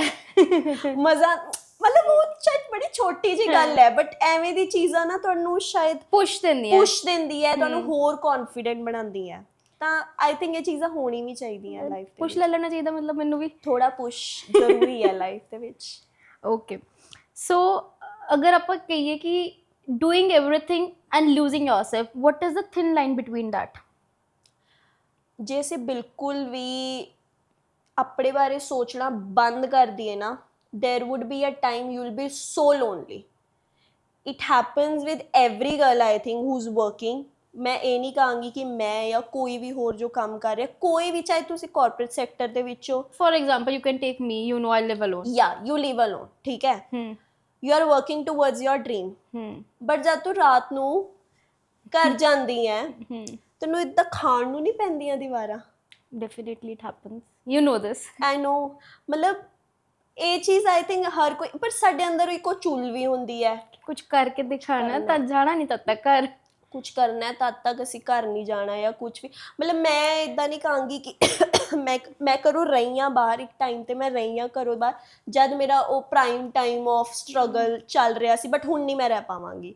ਹੁਣ ਮੈਨੂੰ ਬੰਦੇ ਚਾਹੀਦੇ ਆ। ਹੁਣ ਮੈਂ ਸਿੱਖ ਲਿਆ ਕਿ ਜੇ ਮੈਂ ਆਪਣੇ ਬੰਦਿਆਂ ਦੇ ਨਾਲ ਰਹਿ ਕੇ ਇੰਨੇ ਪੁਆਇੰਟ ਦੇ ਵਿੱਚ ਜਾ ਸਕਦੀ ਹਾਂ, ਤਾਂ ਮੈਂ ਫਾਲਤੂ ਦੇ ਵਿੱਚ ਆਪਣੇ ਆਪ ਨੂੰ ਸੁਪੀਰੀਅਰ ਦਿਖਾਉਣ ਦੇ ਚੱਕਰ ਦੇ ਵਿੱਚ ਆਪਣੀ ਬੋਡੀ ਨੂੰ ਕਿ ਇਹ ਚੀਜ਼ ਹੈ ਨਾ ਕਿ ਜ਼ਰੂਰੀ ਹੈ ਕਿ ਇਕੱਲੇ ਰਹਿ ਕੇ ਬਿਲਡ ਹੋਏਗਾ ਜਾਂ ਨਾਲ ਰਹਿ ਕੇ। ਸਭ ਦਾ ਇੱਕ ਨਾ ਸਟਰਕਚਰ ਹੁੰਦਾ, ਕਿਸੇ ਦਾ ਕੰਮ ਉਹਨਾਂ ਦੇ ਹੋਮ ਟਾਊਨ 'ਚ ਵੀ ਹੋ ਸਕਦਾ, ਕਿਸੇ ਦਾ ਕੰਮ ਇਕੱਲੇ ਰਹਿ ਕੇ ਹੀ ਸਿਰਫ ਹੋ ਸਕਦਾ, ਕਿਸੇ ਦਾ ਕੰਮ ਅਬਰੋਡ ਜਾ ਕੇ ਹੀ ਹੋ ਸਕਦਾ। But when we talk about, again let's talk about my example or the people like me who are living alone, ambitious woman ਦੀ ਗੱਲ ਹੀ ਕਰੀਏ, ਤੇ ਈਵਨ ਦੋ ਮਤਲਬ ਮੈਂ ਜਸਟ ਸ਼ੇਅਰ ਕਰ ਰਹੀ ਹਾਂ ਕਿ ਹੈ ਨਾ, ਜਦ ਆਪਾਂ ਸਾਰਾ ਦਿਨ ਕੰਮ ਕਰਦੇ ਵੀ ਰਹਿੰਦੇ ਹਾਂ, ਆਪਣੇ ਗੋਲਸ ਵੱਲ ਲੱਗੇ ਰਹਿੰਦੇ ਹਾਂ, but at one moment of time you feel that what is, you need someone, is it like worthy for, we know it's worthy for our future, but like what do you want to suggest here, like guide here? ਸਭ ਤੋਂ ਪਹਿਲਾਂ ਤਾਂ start you know, feeling comfortable talking to your parents, talking to your family, normalize it. Because मैं देखा है कि people don't normalize it talking to their parents. ਉਹਨਾਂ ਨੂੰ ਲੱਗਦਾ ਹੈ ਕਿ parents we okay I need to ਕਿ ਉਹ make ਸਮਝਣਗੇ ਨਹੀਂ। maintain a boundary ਜਾਂ ਕੁਝ ਵੀ। ਬਟ ਆਈ ਥਿੰਕ ਜਿਵੇਂ ਅਸੀਂ ਆ, ਤੁਸੀਂ ਹੋ, ਮੈਂ ਆ, ਪਰ ਅਸੀਂ ਆਪਣੇ ਪੇਰੈਂਟਸ ਦੇ ਕਾਫੀ ਕਲੋਜ਼ ਆ, ਅੱਧੀ ਆਪਾਂ ਬਹੁਤ ਕਲੋਜ਼ ਆ, ਬਟ ਅਸੀਂ ਅੱਜ ਵੀ ਚੀਜ਼, ਮੈਂ ਹਰ ਚੀਜ਼ ਆਪਣੇ ਫਾਦਰ ਨਾਲ ਡਿਸਕਸ ਕਰ ਸਕਦੀ ਹਾਂ, ਚਾਹੇ ਉਹ ਬਿਜ਼ਨਸ ਪੁਆਇੰਟ ਆਫ ਵਿਊ ਹੋਵੇ, ਚਾਹੇ ਕੋਈ ਐਸੀ ਚੀਜ਼ ਹੋਵੇ, ਰਫਲੀ ਕਦੀ ਹਿਸਾਬ ਕੋਈ ਐਸਾ ਦਿਮਾਗ ਦੇ ਵਿੱਚ ਆ ਜਾਂਦਾ ਹੈ, ਮੈਂ ਸਿੱਧਾ ਚਾਹੇ ਉਹ ਬਹੁਤ ਰੈਂਡਮ ਬੜਾ ਬੇਸਿਕ ਜਿਹਾ ਸਵਾਲ ਹੁੰਦਾ ਹੈ, ਤੇ ਮੈਂ ਪਾਪਾ ਨੂੰ ਪੁੱਛਦੀ ਹਾਂ ਯਾਰ ਇਹਦਾ 25% ਜੇ ਉਹਨੇ ਇੱਦਾਂ ਕਿਹਾ ਤਾਂ 25 ਮਤਲਬ ਇੰਨਾ ਹੀ ਮਿਲੇਗਾ ਨਾ ਮੈਨੂੰ। ਤੇ ਚਾਹੇ ਬੜੀ ਕਾਮਨ ਜੀ, ਬੜੀ ਸਿੰਪਲ, ਮੈਂ ਕੈਲਕੂਲੇਟਰ ਵੀ ਯੂਜ਼ ਕਰ ਸਕਦਾ, ਪਰ ਮੈਨੂੰ ਅੱਛਾ ਲੱਗਦਾ ਆਪਣੇ ਪਾਪਾ ਤੋਂ ਪੁੱਛਣਾ। ਜਦ ਉਹ ਹਿਸਾਬ ਕਹਿੰਦੇ ਨਾ, ਅੱਛਾ ਕਿੰਨਾ 25%, ਮਤਲਬ ਇਦਾਂ ਇਸ਼ਾਰਾ ਜਿਹਾ ਕਰੇ ਤਾਂ ਮੈਂ ਐਵੇਂ, ਮੈਨੂੰ ਦੇਖਣਾ ਵੀ ਅੱਛਾ, ਆਈਡਲਾਈਜ਼ਿੰਗ ਵੀ ਅੱਛਾ ਲੱਗਦਾ ਹੈ ਕਿ ਪਾਪਾ ਹਿਸਾਬ ਮੈਨੂੰ ਹੈ ਨਾ ਐਵੇਂ ਦੱਸ ਰਿਹਾ। ਤੇ ਜਦ ਨਾ ਆਈ ਥਿੰਕ ਕਿ ਅਸੀਂ ਉਹਨਾਂ ਨੂੰ ਇਨਵੋਲਵਡ ਰੱਖਣਾ, ਨਹੀਂ ਐਜ਼ ਅ ਫੀਮੇਲ, ਜਦ ਤੁਸੀਂ ਪੈਸੇ ਦੀ ਮੈਨੇਜਮੈਂਟ ਦੀ ਗੱਲ ਆਪਣੇ ਫਾਦਰਸ ਨਾਲ ਕਰਦੇ ਹੋ ਨਾ, ਉਹ ਬੂਸਟ ਕਰਦਾ ਹੈ ਕੌਨਫੀਡੈਂਸ ਨੂੰ। ਕਿਉਂਕਿ ਮੈਂ ਇੱਕ ਦਿਨ ਬੈਠੀ ਪਾਪਾ ਨਾਲ ਇੱਦਾਂ ਹੀ ਹਿਸਾਬ ਕਿਤਾਬ ਜਾ ਕਰ ਰਹੀ ਸੀ ਵੀ ਅੱਛਾ ਇੱਦਾਂ ਐਵੇਂ ਫੰਡ ਇਹ ਵੋ, ਤੇ ਮੈਂ ਦਾਦੀ ਸੈਡ ਤਾਂ ਮੁੰਡਾ, ਇਹ ਤਾਂ ਬਿਲਕੁਲ ਹੀ ਮੁੰਡਾ ਹੈ ਤੇ ਪੈਸਿਆਂ ਦਾ ਹਿਸਾਬ ਵੀ ਮੁੰਡਿਆਂ ਵਾਂਗ ਕਰਦੀ ਹੈ। ਮਤਲਬ ਉਹ ਚੀਜ਼ ਚਾਹੇ ਉਹਨਾਂ ਨੇ ਦੂਜੇ ਵੇ ਕੀ, ਬਟ ਮੈਨੂੰ ਬੜੀ ਅੱਛੀ, ਪ੍ਰਾਊਡ ਲੱਗਦਾ ਆਪਾਂ ਨੂੰ ਕਿ ਮੈਂ ਕਿਹਾ ਹਾਂ ਹੈਗਾ ਮੁੰਡਾ ਕੀ ਕੁੜੀਆਂ ਕਰ ਰਹੀਆਂ ਹੈ ਨਾ ਹਿਸਾਬ ਕਿਤਾਬ। ਅਸੀਂ ਨੋਰਮਲਾਈਜ਼ ਨਹੀਂ ਕਰਦੇ ਪੇਰੈਂਟਸ ਨਾਲ ਗੱਲ ਕਰਨਾ। ਮੇਰਾ ਸ਼ੁਰੂ ਤੋਂ ਮੇਰੇ ਫਾਦਰ ਮਦਰ ਨਾਲ ਇੱਦਾਂ ਦਾ ਰਿਲੇਸ਼ਨ ਨਹੀਂ ਸੀਗਾ। ਮੇਰਾ ਰਿਲੇਸ਼ਨ ਦਾਦਾ ਦਾਦੀ ਨਾਲ, ਨਾਨਾ ਨਾਨੀ ਨਾਲ ਕਾਫੀ ਜ਼ਿਆਦਾ ਸਟਰੋਂਗ ਸੀਗਾ। ਮੈਂ ਕੁਛ ਵੀ ਬੋਲ ਦਿੰਦੀ ਸੀਗੀ, ਫਰੈਂਡਸ ਬਾਰੇ ਵੀ ਬੋਲ ਦਿੰਦੀ ਸੀ। But with time covid changed this. Covid ਦੇ ਵਿੱਚ ਮੈਂ ਨੋਰਮਲਾਈਜ਼ ਕੀਤਾ ਆਪਣੇ ਫਾਦਰ ਨੂੰ ਸਭ ਕੁਝ ਦੱਸਣਾ, ਮਦਰ ਨੂੰ ਐਵੇਂ ਸਭ ਕੁਝ ਦੱਸਣਾ। ਮਦਰ ਤੋਂ, ਮੰਮੀ ਤੋਂ ਤਾਂ ਹਜੇ ਮੈਂ ਥੋੜਾ ਜਿਹਾ ਹੈ ਨਾ ਰੱਖਦੀ ਕਿ ਸ਼ੀ ਇਜ਼ ਅ ਟੀਚਰ। ਡਰ ਹੈਗਾ मतलब children of the teachers, they can understand ਕਿ ਥੋੜਾ ਜਿਹਾ ਨਾ ਰੱਖਣਾ ਮੈਂ, ਕਿਉਂਕਿ ਉਹਨਾਂ ਨੇ ਇੰਨੀ ਚੀਜ਼ਾਂ ਸਕੂਲ ਦੇ ਵਿੱਚ ਦੇਖੀਆਂ ਹੁੰਦੀਆਂ ਨਾ, ਉਹਨਾਂ ਦੇ ਦਿਮਾਗ ਦੇ ਵਿੱਚ ਫਿੱਟ ਬੈਠ ਗਿਆ ਜੇ ਤੂੰ ਇਹ ਕਰੇਂਗੀ ਨਾ ਇੱਦਾਂ ਹੀ ਹੋਏਗਾ।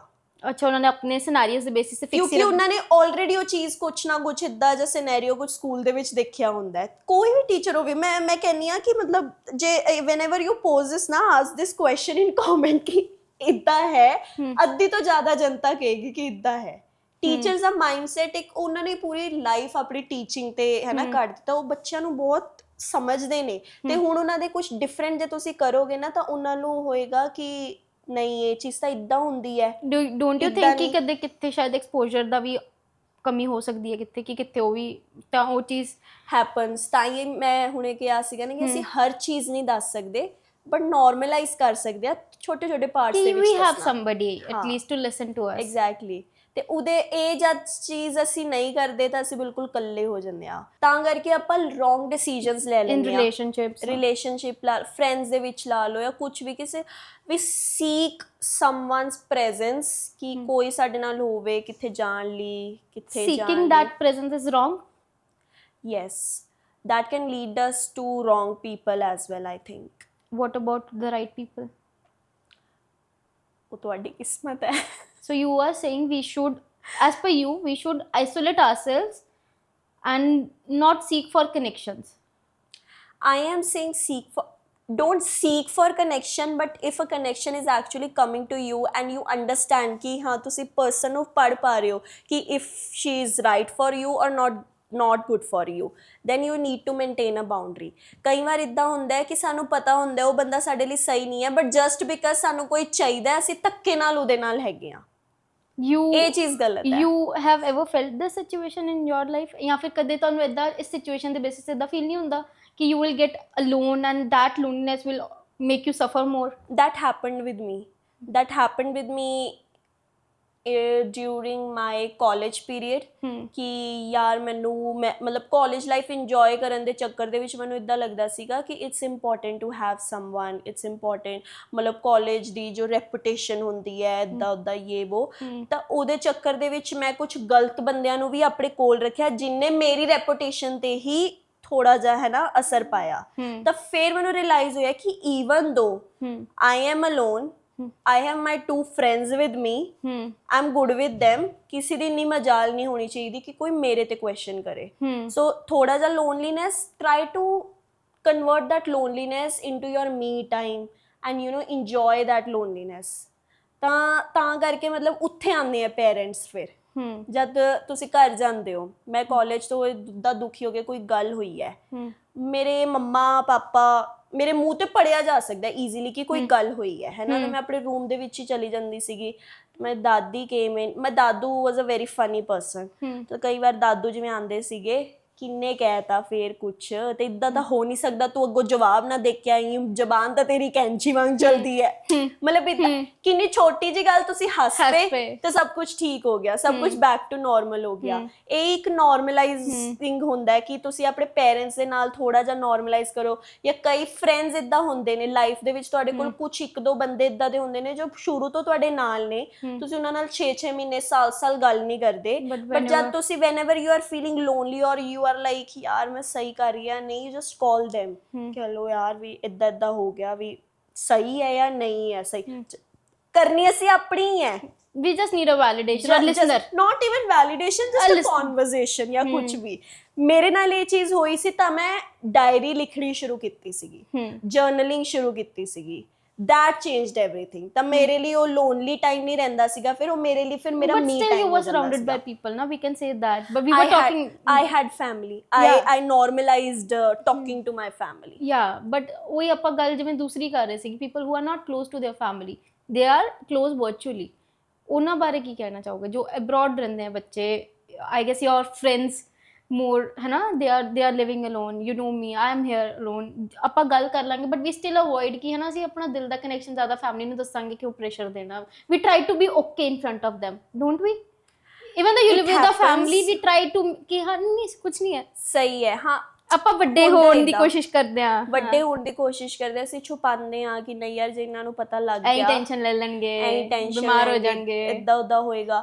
ਬਟ ਆਈ ਥਿੰਕ ਹਰ ਕਿਸੇ ਦੀ ਲਾਈਫ ਦੇ ਵਿੱਚ ਕੋਈ ਨਾ ਕੋਈ ਐਸਾ ਪਰਸਨ ਜ਼ਰੂਰ ਹੁੰਦਾ ਹੈ ਜੋ ਕਿ ਚਾਹੇ ਦੂਰ ਬੈਠਾ ਹੋਵੇ ਬਟ ਇੱਕ ਫੋਨ ਕਾਲ ਜਾਂ ਮੈਸੇਜਿੰਗ ਜਿਹੜੀ ਹੁੰਦੀ ਹੈ ਉਹਦੇ ਨਾਲ ਤੁਸੀਂ ਸ਼ੇਅਰ ਕਰ ਸਕਦੇ ਹੋ and even if you don't have that ਕਿ ਤੁਹਾਨੂੰ ਲੱਗਦਾ ਕਿ ਤੁਹਾਡੇ ਕੋਲ ਕੋਈ ਵੀ ਨਹੀਂ ਹੈ ਦੈਟਸ ਕੰਪਲੀਟਲੀ ਫਾਈਨ ਤੁਸੀਂ ਆਪਣੇ ਇਕੱਲੇ ਨੂੰ ਆਪਣੇ ਉਸ ਟਾਈਮ ਨੂੰ ਆਪਣੇ ਆਪ ਨੂੰ ਹੋਰ ਕੌਨਫੀਡੈਂਟ ਬਣਾਉਣ ਦੇ ਵਿੱਚ ਬਿਲਡ ਅਪ ਕਰ ਸਕਦੇ ਹੋ ਪਰ ਕਈ ਵਾਰ ਕੀ ਹੁੰਦਾ ਅਸੀਂ ਜਦ ਇਕੱਲੇ ਹੁੰਦੇ ਆ ਨਾ ਅਸੀਂ ਸਿਰਫ ਰੋਂਦੇ ਪਿੱਟਦੇ ਆ ਸਾਡੇ ਕੋਲ ਕੋਈ ਹੈ ਨਹੀਂ ਕੋਈ ਹੈ ਨਹੀਂ ਕੋਈ ਹੈ ਨਹੀਂ ਇਹ ਕਹਿ ਕੇ ਅਸੀਂ ਆਪਣੇ ਮਤਲਬ ਉਹ ਮੈਨੀਫੈਸਟ ਹੀ ਕਰ ਲੈਂਦੇ ਆ ਇੱਕ ਤਰ੍ਹਾਂ ਦਾ ਕਿ ਕੋਈ ਹੈ ਹੀ ਨਹੀਂ ਹੈ ਈਵਨ ਮੈਂ ਵੀ ਨਹੀਂ ਆ ਆਪਣੇ ਲਈ ਵੀ ਇਦਾਂ ਹੋ ਜਾਂਦਾ ਹੈ ਜੇ ਕੋਈ ਵੀ ਨਹੀਂ ਹੈ ਤੁਸੀਂ ਤਾਂ ਹੋ ਨਾ ਆਪਣੇ ਲਈ one piece of advice on this for the audience journaling helped me a lot journaling and reading books ਜਦ ਵੀ ਮੈਂ ਕਈ ਵਾਰ ਇਦਾਂ ਸੋਚਦੀ ਸੀ ਮੈਂ ਇਕੱਲੀ ਆ at that point of time ਮੈਂ fiction ਪੜ੍ਹਨਾ ਸਟਾਰਟ ਕੀਤਾ ਸੀਗਾ ਤੇ with time ਮੇਰਾ fiction ਤੋਂ ਇੰਟਰਸਟ ਜਾਂ ਲੂਜ਼ ਹੋ ਗਿਆ ਸੀਗਾ ਫਿਰ ਮੈਂ ਬਿਜ਼ਨਸ ਬੁੱਕਸ ਪੜ੍ਹਨੀ ਸ਼ੁਰੂ ਕੀਤੀਆਂ ਸੀਗੀਆਂ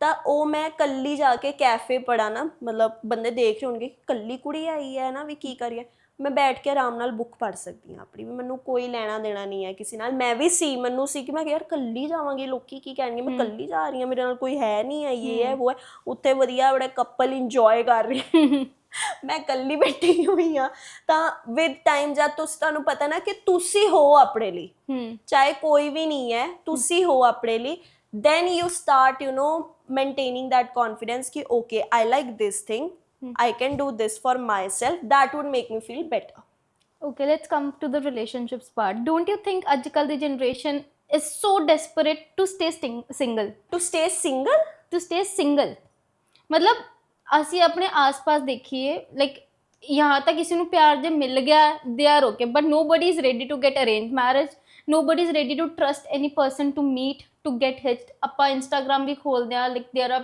people ਕਿ I'm hitting 30 but I'm not ready to marry women men everybody ਮੈਂ ਇੱਕ ਜੈਂਡਰ ਸਪੈਸਿਫਿਕ ਨਹੀਂ ਬੋਲ ਰਹੀ ਇਹਦਾ ਰੀਜ਼ਨ ਕੀ ਲੱਗਦਾ ਤੁਹਾਨੂੰ ਥੋੜੇ ਟਾਈਮ ਜਸਟ ਕੁਝ ਮਿੰਟਸ ਪਹਿਲਾਂ ਅਸੀਂ ਚੀਜ਼ ਡਿਸਕਸ ਕੀਤੀ ਸੀ ਕਿ ਲੋਨਲੀ ਅਸੀਂ ਹੁੰਦੇ ਆ ਉਹਦੇ ਵਿੱਚ ਅਸੀਂ ਬਣਾ ਦਿੰਦੇ ਆ ਰੋਂਗ ਡਿਸੀਜਨ ਕਿ ਸਾਨੂੰ ਕੋਈ ਤਾਂ ਚਾਹੀਦਾ ਨਾਲ ਡੈਫੀਨੇਟਲੀ ਰੋਂਗ ਡਿਸੀਜਨਸ ਦਾ ਰੋਂਗ ਰਿਜ਼ਲਟ ਨਿਕਲਦਾ ਹੈ ਰੋਂਗ ਐਕਸਪੀਰੀਐਂਸਿਸ ਬਣਦੇ ਆ ਮਾਈਂਡ ਦੇ ਵਿੱਚ ਸਬਕੌਂਸ਼ੀਅਸ ਮਾਈਂਡ ਦੇ ਵਿੱਚ ਸਾਡੇ ਫਿੱਟ ਹੋ ਜਾਂਦਾ ਹੈ ਕਿ ਜੇ ਮੈਂ ਹੁਣ ਦੁਬਾਰਾ ਉਹ ਚੀਜ਼ ਕੀਤੀ ਨਾ ਤਾਂ ਗਲਤ ਹੀ ਹੋਣਾ ਮੇਰੇ ਨਾਲ ਤੇ ਬੰਦਾ ਕੀ ਕਰੇ ਫਿਰ like what do you think ਮਤਲਬ ਠੀਕ ਹੈ ਪਾਸਟ ਐਕਸਪੀਰੀਐਂਸਸ ਹੋ ਜਾਂਦੇ ਬਟ ਦੈਟ ਡਸਨਟ ਮੀਨ ਕਿ ਫਿਊਚਰ ਆਪਾਂ ਪੂਰਾ ਹੀ ਸਟੇਕ ਤੇ ਲਗਾ ਦਈਏ ਇਹਦੇ ਵਿੱਚ ਮੈਂ ਇਹ ਕਹਿਣਾ ਚਾਹਾਂਗੀ ਕਿ ਹਰ ਕਿਸੇ ਦੀ ਇੱਕ ਤਾਂ ਆਪਣੀ ਲਾਈਫ ਹੁੰਦੀ ਹੈ ਨਾ ਕਈਆਂ ਨੂੰ ਕੁਛ ਐਸਾ ਰੱਬ ਦੇ ਸਬਬ ਨਾਲ ਤੁਸੀਂ ਕਹਿ ਲਓ ਕਿ ਪਹਿਲਾ ਕੋਈ ਬੰਦਾ ਐਸਾ ਮਿਲ ਜਾਂਦਾ ਹੈ ਕਿ ਜੋ ਥਰੂ ਆਊਟ ਦਾ ਲਾਈਫ ਹੈ ਨਾ ਤੁਹਾਡੇ ਨਾਲ ਉੱਦਾਂ ਹੀ ਰਹਿੰਦਾ ਹੈ, ਤੇ ਕਈਆਂ ਨੂੰ ਉਹ ਨਹੀਂ ਮਿਲ ਪਾਉਂਦਾ। ਪਰ ਇਹਦੇ ਵਿੱਚ ਨਾ ਇੱਕ ਚੀਜ਼ ਜੋ ਮੈਂ ਆਪਣੇ ਨਾਲ ਦੇ ਫਰੈਂਡਸ 'ਚ ਵੀ ਦੇਖੀ ਹੈ, ਉਹ ਆਪਣੇ ਆਪ ਨੂੰ ਬਲੌਕ ਕਰ ਲੈਂਦੇ ਆ, ਵਿਚ ਇਜ਼ ਫਾਈਨ। ਕੁਛ ਟਾਈਮ ਲਈ ਬਲੌਕ ਹੋਣਾ, ਕੁਛ ਟਾਈਮ ਲਈ ਆਈਸੋਲੇਟ ਹੋਣਾ ਕਿ this happened with me earlier, I don't want to do that again, I don't even get to like I don't even want to meet someone. ਮੇਰੇ parents ਨੇ ਜੋ ਕਿਹਾ ਹੈ ਅਰੇਂਜ ਮੈਰਿਜ ਲਈ ਵੀ ਚਾਹੇ, ਕਿਉਂਕਿ ਜੇ ਮੈਂ ਉਹਨੂੰ ਵੀ ਜਾਣੀ ਨਾ ਉਹਦਾ ਕੁਛ ਨਾ ਕੁਛ ਇੱਦਾਂ ਜਾ ਹੋਣਾ ਹੈ, ਉਹਨੇ ਮੈਨੂੰ ਹਰਟ ਕਰ ਦੇਣਾ, ਤਾਂ ਅਸੀਂ ਸਬਕੌਂਸ਼ੀਅਸ ਮਾਈਂਡ ਦੇ ਵਿੱਚ ਉਹ ਚੀਜ਼ ਫਿਕਸ ਕਰ ਲੈਂਦੇ ਹਾਂ ਕਿ ਕਿਸ ਹਰਟ ਤਾਂ ਅਸੀਂ ਹੋਣਾ ਹੀ ਹੋਣਾ, ਰਾਈਟ। ਬਟ ਮੈਂ ਇਹ ਨਹੀਂ ਕਹਾਂਗੀ ਕਿ marrying at the age of 30 is wrong or right. ਹਰ ਕਿਸੇ ਦਾ ਆਪਣਾ ਡਿਸੀਜਨ ਹੁੰਦਾ ਹੈ। Maybe you want to you want to get married at 30, I want to get married ਅਗਲੇ ਸਾਲ ਹੀ maybe, ਹੈ ਨਾ। ਤਾਂ ਇਹ ਤਾਂ ਆਪਣੇ mutual decisions, but I guess ਤੁਸੀਂ ਵੀ ਕਦੇ ਇਹ ਨਹੀਂ ਸੋਚਿਆ ਹੋਏਗਾ ਕਿ ਮੈਂ ਇਸ ਏਜ ਤੱਕ ਮੈਰਿਜ ਕਰਨੀ ਹੈ। You wood be like if you have somebody in your life, ਤੁਸੀਂ ਸ਼ੋਰ ਹੋ ਤਾਂ ਤੁਹਾਨੂੰ ਹੋਏਗਾ ਕਿ ਭਾਵੇਂ ਮੇਰਾ ਅਗਲੇ ਸਾਲ ਵਿਆਹ ਹੋਏ ਤਾਂ ਵੀ ਠੀਕ ਹੈ। If you don't have anybody you wood be like ਜਦ ਕੋਈ ਆਏਗਾ ਭਾਵੇਂ 30 ਸਾਲ ਬਾਅਦ ਹੈ ਉਦੋਂ ਦੇਖਾਂਗੇ। ਨਹੀਂ, ਮੇਰਾ ਸੌਰਟਡ ਸੀ ਕਿ ਮੈਂ 27 ਸਾਲ ਤੱਕ ਵਿਆਹ ਕਰਨਾ। ਓਕੇ, ਮੈंने ਲਾਇਆ ਹੋਇਆ ਸੀਗਾ ਕਿ ਓਕੇ, ਮਤਲਬ ਮੈਨੂੰ ਇੱਦਾਂ ਲੱਗਦਾ ਹੈ ਕਿ ਮੈਂ ਆਪਣੀ ਲਾਈਫ ਦੇ ਵਿੱਚ ਆਪਣੇ ਆਪ ਨੂੰ ਨਾ ਏਜ ਦੇ ਟਾਰਗੇਟ ਇਹਨੇ ਦਿੱਤੇ ਸੀ ਕਿ ਇਸ ਏਜ ਤੱਕ ਮੈਨੂੰ ਐਟਲੀਸਟ ਇੱਕ ਇਹ ਚੀਜ਼ ਚਾਹੀਦੀ ਹੈ, ਇਹ ਚੈੱਕ ਕਰਨਾ ਹੈ, ਇਹ ਕਰਨਾ, 25 ਤੱਕ ਮੈਂ ਇਹ ਕਰਨਾ, 26 ਤੱਕ ਇਹ ਕਰਨਾ, 27 ਤੱਕ ਇਹ ਚੀਜ਼ ਜਦ ਮੈਂ ਕਰ ਲਾਂਗੀ ਫਿਰ ਵਿਆਹ ਹੋ ਜਾਏਗਾ। ਓਹੋ, ਵਿਆਹ ਤੋਂ ਬਾਅਦ ਕੀ ਕਰਨਾ, ਚੱਲ ਵਿਆਹ ਤੋਂ 2 ਸਾਲ ਆਪਾਂ ਏਦਾਂ ਰੱਖਾਂਗੇ, ਵਿਆਹ ਤੋਂ ਅਗਲੇ 2 ਸਾਲ ਨਾ ਮੈਂ ਫਿਰ ਇਹ ਚੀਜ਼ ਬਿਲਡ ਕਰ। ਮਤਲਬ ਮੈਂ ਇੱਕ ਇਹ ਚੀਜ਼ ਪੂਰੇ ਤੁਸੀਂ ਟਾਈਮਲਾਈਨਸ ਪਹਿਲੇ ਤੋਂ ਹੀ ਪਲਾਨ ਕੀਤੇ ਹੋਏ ਸੀ। ਗਲਤ ਵੀ ਹੋ ਸਕਦਾ ਕਈ ਬੰਦਿਆਂ ਲਈ, ਬਟ ਕਈਆਂ ਲਈ ਇਹ ਸੌਰਟਡ ਵੀ ਨੇ। ਕਈਆਂ ਲਈ ਹੁੰਦਾ ਕਿ ਯਾਰ ਮੈਂ ਕੋਈ ਮੇਬੀ ਇਟ ਵਾਸ ਯਰ indirect manifestation we can say, maybe it is. ਕਈਆਂ ਲਈ ਇਦਾਂ ਹੁੰਦਾ ਹੈ ਕਿ ਯਾਰ ਮਤਲਬ ਨਾ ਮੈਂ ਕੋਈ ਐਵੇਂ ਫਾਲਤੂ ਦੀ ਜੌਬ ਨਹੀਂ ਕਰਨੀ, ਬੜੀਆ ਸਾ ਬਿਜ਼ਨਸਮੈਨ ਢੂੰढना है। 23-24 ਸਾਲ ਹੋਵੇ ਚਾਹੇ। ਹੁਣ ਸਾਡੇ ਲਈ 23-24 ਸੁਣਨਾ ਇਜ਼ ਲਾਈਕ 23-24 ਮਤਲਬ ਬੱਚੇ ਹੋ ਯਾਰ। 23-24 ਚ ਤਾਂ ਅਸੀਂ ਮਤਲਬ ਐਕਟਿਵਾ ਤੇ ਟ੍ਰਿਪਲੀਆਂ ਮਾਰ ਰਹੇ ਹੁੰਦੇ ਸੀਗੇ, ਰਾਈਟ, ਕਿ 23-24 ਚ ਕੌਣ ਵਿਆਹ ਕਰਦਾ।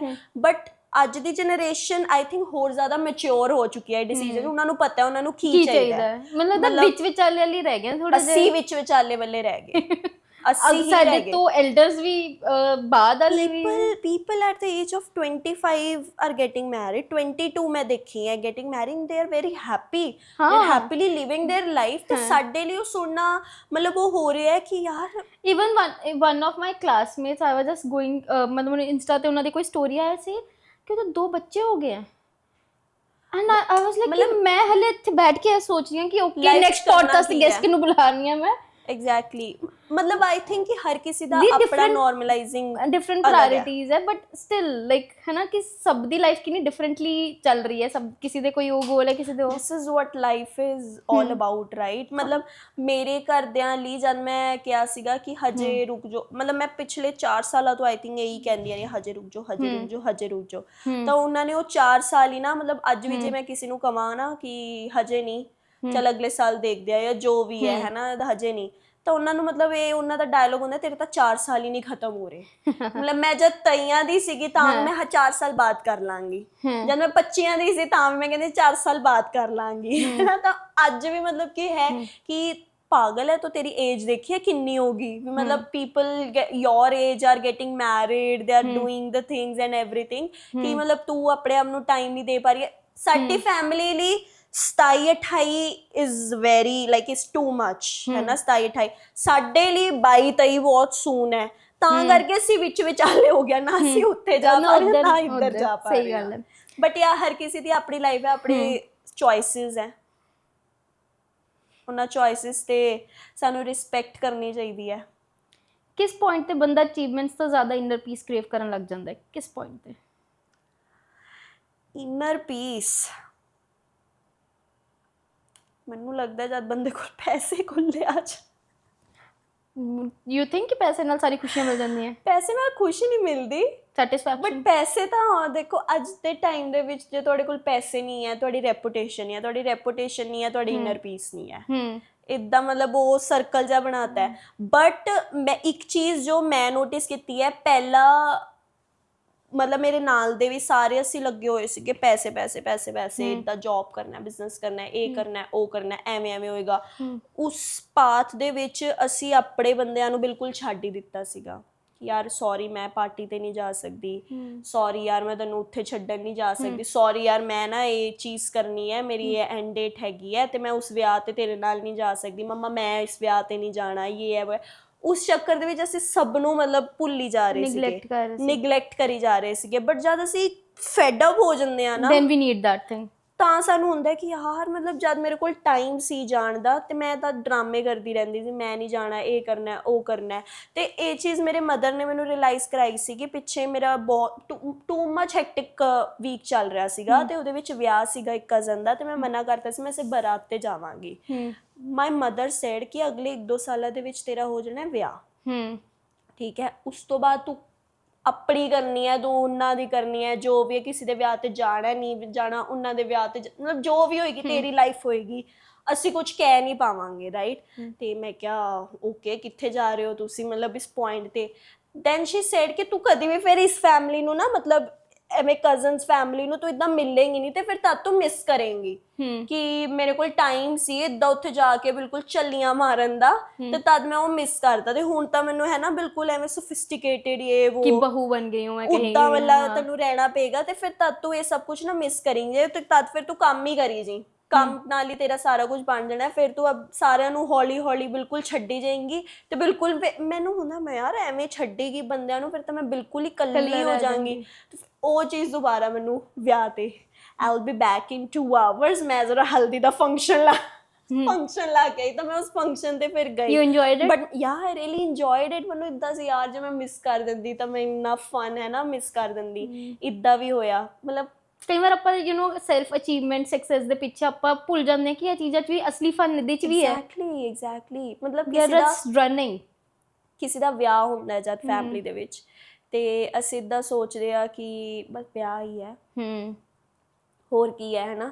ਬਟ ਉਹ ਜਿਹੜੇ 3-4 ਦਿਨ ਵਿਆਹ ਵਾਲੇ ਹੁੰਦੇ ਨੇ ਜਾਂ during that shopping period as well, ਮੇਰੇ ਹੁਣੇ ਕਜ਼ਨਸ ਦੇ ਵਿਆਹ ਹੋਏ ਹੈ ਤਾਂ ਮਤਲਬ ਫਨ ਮਤਲਬ ਉਹ ਮੂਮੈਂਟਸ ਹੈ। ਮੈਂ ਅੱਜ ਵੀ ਉਹ ਵੀਡੀਓਜ਼ ਦੇਖਦੀ ਹਾਂ, ਅਸੀਂ ਐਵੇਂ ਫੈਬਰਿਕ ਲੈਣ ਗਏ ਹੋਏ ਹਾਂ, ਰਸਤੇ ਜੂਸ ਪੀ ਰਹੇ ਹਾਂ, ਮਤਲਬ ਉਹ ਜਿਹੜਾ ਫਨ ਹੁੰਦਾ, ਉਹ ਡਿਸਕਸ਼ਨਸ ਹੁੰਦੀਆਂ, ਉਹ ਜਿਹੜੀ ਗੌਸਿਪ ਸੈਸ਼ਨ ਹੁੰਦਾ ਹੈ, ਉਹ ਵੀ ਬਹੁਤ ਇੰਪੋਰਟੈਂਟ ਹੈ ਸਾਡੀ ਲਾਈਫ ਦਾ ਪਾਰਟ ਹੈ। ਤੇ ਅਸੀਂ ਉਸ ਚੀਜ਼ ਨੂੰ ਅੱਜ ਕੱਲ੍ਹ ਇੰਸਟਾਗ੍ਰਾਮ ਨੇ ਬੜਾ ਬੇੜਾਗਰ ਕੀਤਾ ਹੋਇਆ, ਮਤਲਬ ਉਹਨਾਂ ਨੇ ਇਹ ਸਭ ਚੀਜ਼ਾਂ ਨੂੰ ਹਟਾਤਾ, ਦਾਦੀਆਂ ਵਾਂਗੂ ਬੋਲੇ ਬੇੜਾਗਰ ਕੀਤਾ ਹੋਇਆ, ਲਿਟਰਲੀ ਬੇੜਾਗਰ ਕੀਤਾ ਹੋਇਆ ਕਿ ਇਹ ਸਭ ਚੀਜ਼ਾਂ ਬੇਕਾਰ ਹੈ। You just need to focus on your life, on your business, on your work and blah blah blah। only ਆਪਾਂ ਇਹ ਦੇਖ ਰਹੇ so much propaganda to make this thing normalize, ਜਿਵੇਂ ਉਹਨਾਂ ਨੇ ਕੈਫੇਸ ਦਿਖਾਏ, ਪੀਜ਼ਾ, exactly my point। ਕਦੇ ਇਦਾਂ ਫੀਲ ਹੋਇਆ ਕਿ 2020 ਤੋਂ ਬਾਅਦ ਪਤਾ ਨਹੀਂ ਯਾਰ ਲਾਈਫ ਬੜੀ ਫਾਸਟ ਜੀ ਚੱਲਣ ਲੱਗ ਗਈ ਕਿ ਮਤਲਬ ਬਹੁਤ ਸਾਰੇ ਲੋਕ ਕਹਿੰਦੇ ਕਿ ਜਿਵੇਂ ਕੁਝ ਅਰਥ ਵਿੱਚ ਚੇਂਜ ਆ ਗਿਆ, ਟਾਈਮ ਫਾਸਟ ਹੋ ਗਿਆ, ਰੋਟੇਸ਼ਨ ਵੱਧ ਗਈ, ਕੁਝ ਐਸਾ ਕਦੇ ਪੜਿਆ ਹੋਇਆ? ਮਤਲਬ ਮੈਂ ਐਸਟ੍ਰੋਲੋਜਰ ਤਾਂ ਮੈਨੂੰ ਨਹੀਂ ਪਤਾ ਨਹੀਂ ਹੁਣ just thoughts on this, but ਮੈਨੂੰ ਇਦਾਂ ਲੱਗਦਾ ਕਿ ਜੋ ਸਾਡੀ ਜਨਰੇਸ਼ਨ ਹੈ 2020 ਤੋਂ ਬਾਅਦ ਅਸੀਂ ਸਾਰੇ ਹੀ ਆਪਣੇ ਕੰਮਾਂ ਦੇ ਵਿੱਚ ਸਾਨੂੰ ਆਪਣੇ ਪਾਥ ਮਿਲ ਗਏ, ਕਰੀਅਰ ਪਾਥ ਮਿਲ ਗਏ। ਉਸ ਤੋਂ ਬਾਅਦ ਸਾਡੇ ਅੱਗੇ ਇੱਕ ਉਹ ਟਾਈਮ ਜਾਂ ਸਟਾਰਟ ਹੋ ਗਿਆ ਕਿ ਤੁਹਾਡੇ ਕੋਲ ਸਿਰਫ 2 ਸਾਲ ਹੈ, career clock and biological career ਵੀ ਕਰਨਾ ਹੈ ਤੇ ਉਸ ਤੋਂ ਬਾਅਦ ਫਿਰ ਤੁਸੀਂ ਇਸ ਟਾਈਮ ਤੱਕ ਤਾਂ ਕਰਦੇ ਕਹਿੰਦੇ ਕਿ ਵਿਆਹ ਵੀ ਕਰਨਾ ਹੈ। ਫਿਰ ਉਸ ਤੋਂ ਬਾਅਦ ਜੇ ਉਸ ਟਾਈਮ ਤੱਕ ਨਾ ਕਰੋ ਫਿਰ ਰਿਲੇਟਿਵਸ ਕਹਿਣਾ ਸ਼ੁਰੂ ਕਰ ਦਿੰਦੇ ਵੀ ਕੋਈ ਤਾਂ ਚੱਕਰ ਹੈ ਵੀ ਹੈ ਨਾ, ਘਰ ਕਿਉਂ ਨਹੀਂ ਰਹੇ ਜਾਂ ਇੱਦਾਂ ਉੱਦਾਂ ਜਾਂ ਜੋ ਵੀ, ਤਾਂ ਉਹ ਇੰਨਾ ਕੁਝ ਸ਼ੁਰੂ ਹੋ ਜਾਂਦਾ ਹੈ। ਤਾਂ ਅਸੀਂ ਉਹ ਰੇਸ ਦੇ ਵਿੱਚ ਹੁੰਦੇ ਆ ਤਾਂ ਰੇਸ ਦੇ ਵਿੱਚ ਦੌੜਦੇ ਆ, ਫਿਰ ਪਤਾ ਨਹੀਂ ਲੱਗਦਾ ਕਿ ਟਾਈਮ ਮਤਲਬ ਮੇਰਾ ਮੰਨਣਾ ਇਹ ਹੈ ਕੰਮ ਕਰ ਰਹੇ ਹਾਂ ਤਾਂ ਹੀ ਕਰਕੇ ਆਪਾਂ ਫੀਲ ਨਹੀਂ ਹੋ ਰਿਹਾ। ਚਲੋ ਇੱਕ ਛੋਟਾ ਜਿਹਾ ਰੈਪਿਡ ਫਾਇਰ ਖੇਲਦੇ ਹਾਂ, इमीडिएटली आंसर देना, ठीक है? लॉजिक और इंट्यूशन, स्टेबिलिटी और फ्रीडम, सॉफ्टनेस और कंट्रोल, एम्बिशन और पीस, वन थिंग सोसाइटी ने मिसअंडरस्टैंड किया about the ambitious girls, that they are very rude। One thing तुसी इमोशनली आउटग्रो कर चुके हो, overthinking। होम टाउन और big city, home town. I guess I knew this already. One word for hustle culture, don't push yourself too much कि तुसी खाई च गिर जाओ। one thing people fake online the most, lifestyle। one thing future says definitely won't tolerate, disrespect। you are tolerating it, future won't tolerate na. But presently कदे you have tolerated? My younger self would say yes, but not now. ठीक है सहज, बहुत अच्छा लगा ਤੁਹਾਡੇ ਨਾਲ ਗੱਲ ਕਰਕੇ। One last piece of advice you would like to give to the audience ਜੋ ਅੱਜ ਦੇ ਐਪੀਸੋਡ ਤੋਂ ਟੇਕ ਅਵੇ ਲੈ ਕੇ ਜਾਣ। Be the change you want to see in the world. Very deep and big. Mahatma Gandhi ji ਦਾ ਕੋਟ ਹੈ, be the change you want to see in the world. And I think ਇਹ ਚੀਜ਼ ਮੈਂ 6th ਸਟੈਂਡਰਡ ਦੇ ਵਿੱਚ ਪੜ੍ਹੀ ਸੀ ਤੇ ਅੱਜ ਵੀ ਮੇਰੇ ਵਾਲ ਤੇ ਲਿਖੀ ਹੋਈ ਹੈ। I want to bring something create, okay I want to do everything but ਉਹ ਕੁਝ ਕਰਨ ਦਾ ਉਹਦਾ ਰੀਜ਼ਨ ਵੀ ਹੋਣਾ ਚਾਹੀਦਾ, ਉਹ ਚੇਂਜ ਲਿਆਉਣਾ ਚਾਹੀਦਾ ਸੋਸਾਇਟੀ ਦੇ ਵਿੱਚ। So be the change you want to see in the world. Definitely. And ਅੱਜ ਦੇ ਐਪੀਸੋਡ ਤੋਂ ਅਦਰਵਾਈਜ਼ ਜੋ ਆਪਾਂ ਹੋਰ ਗੱਲਾਂ ਕੀਤੀਆਂ about feminine energies, ambition, work, hustle culture, ਉਸ ਦੇ ਬਾਰੇ ਤੁਸੀਂ ਕੀ ਕਹਿਣਾ ਚਾਹੋਗੇ ਫॉर द ਪੀਪਲ?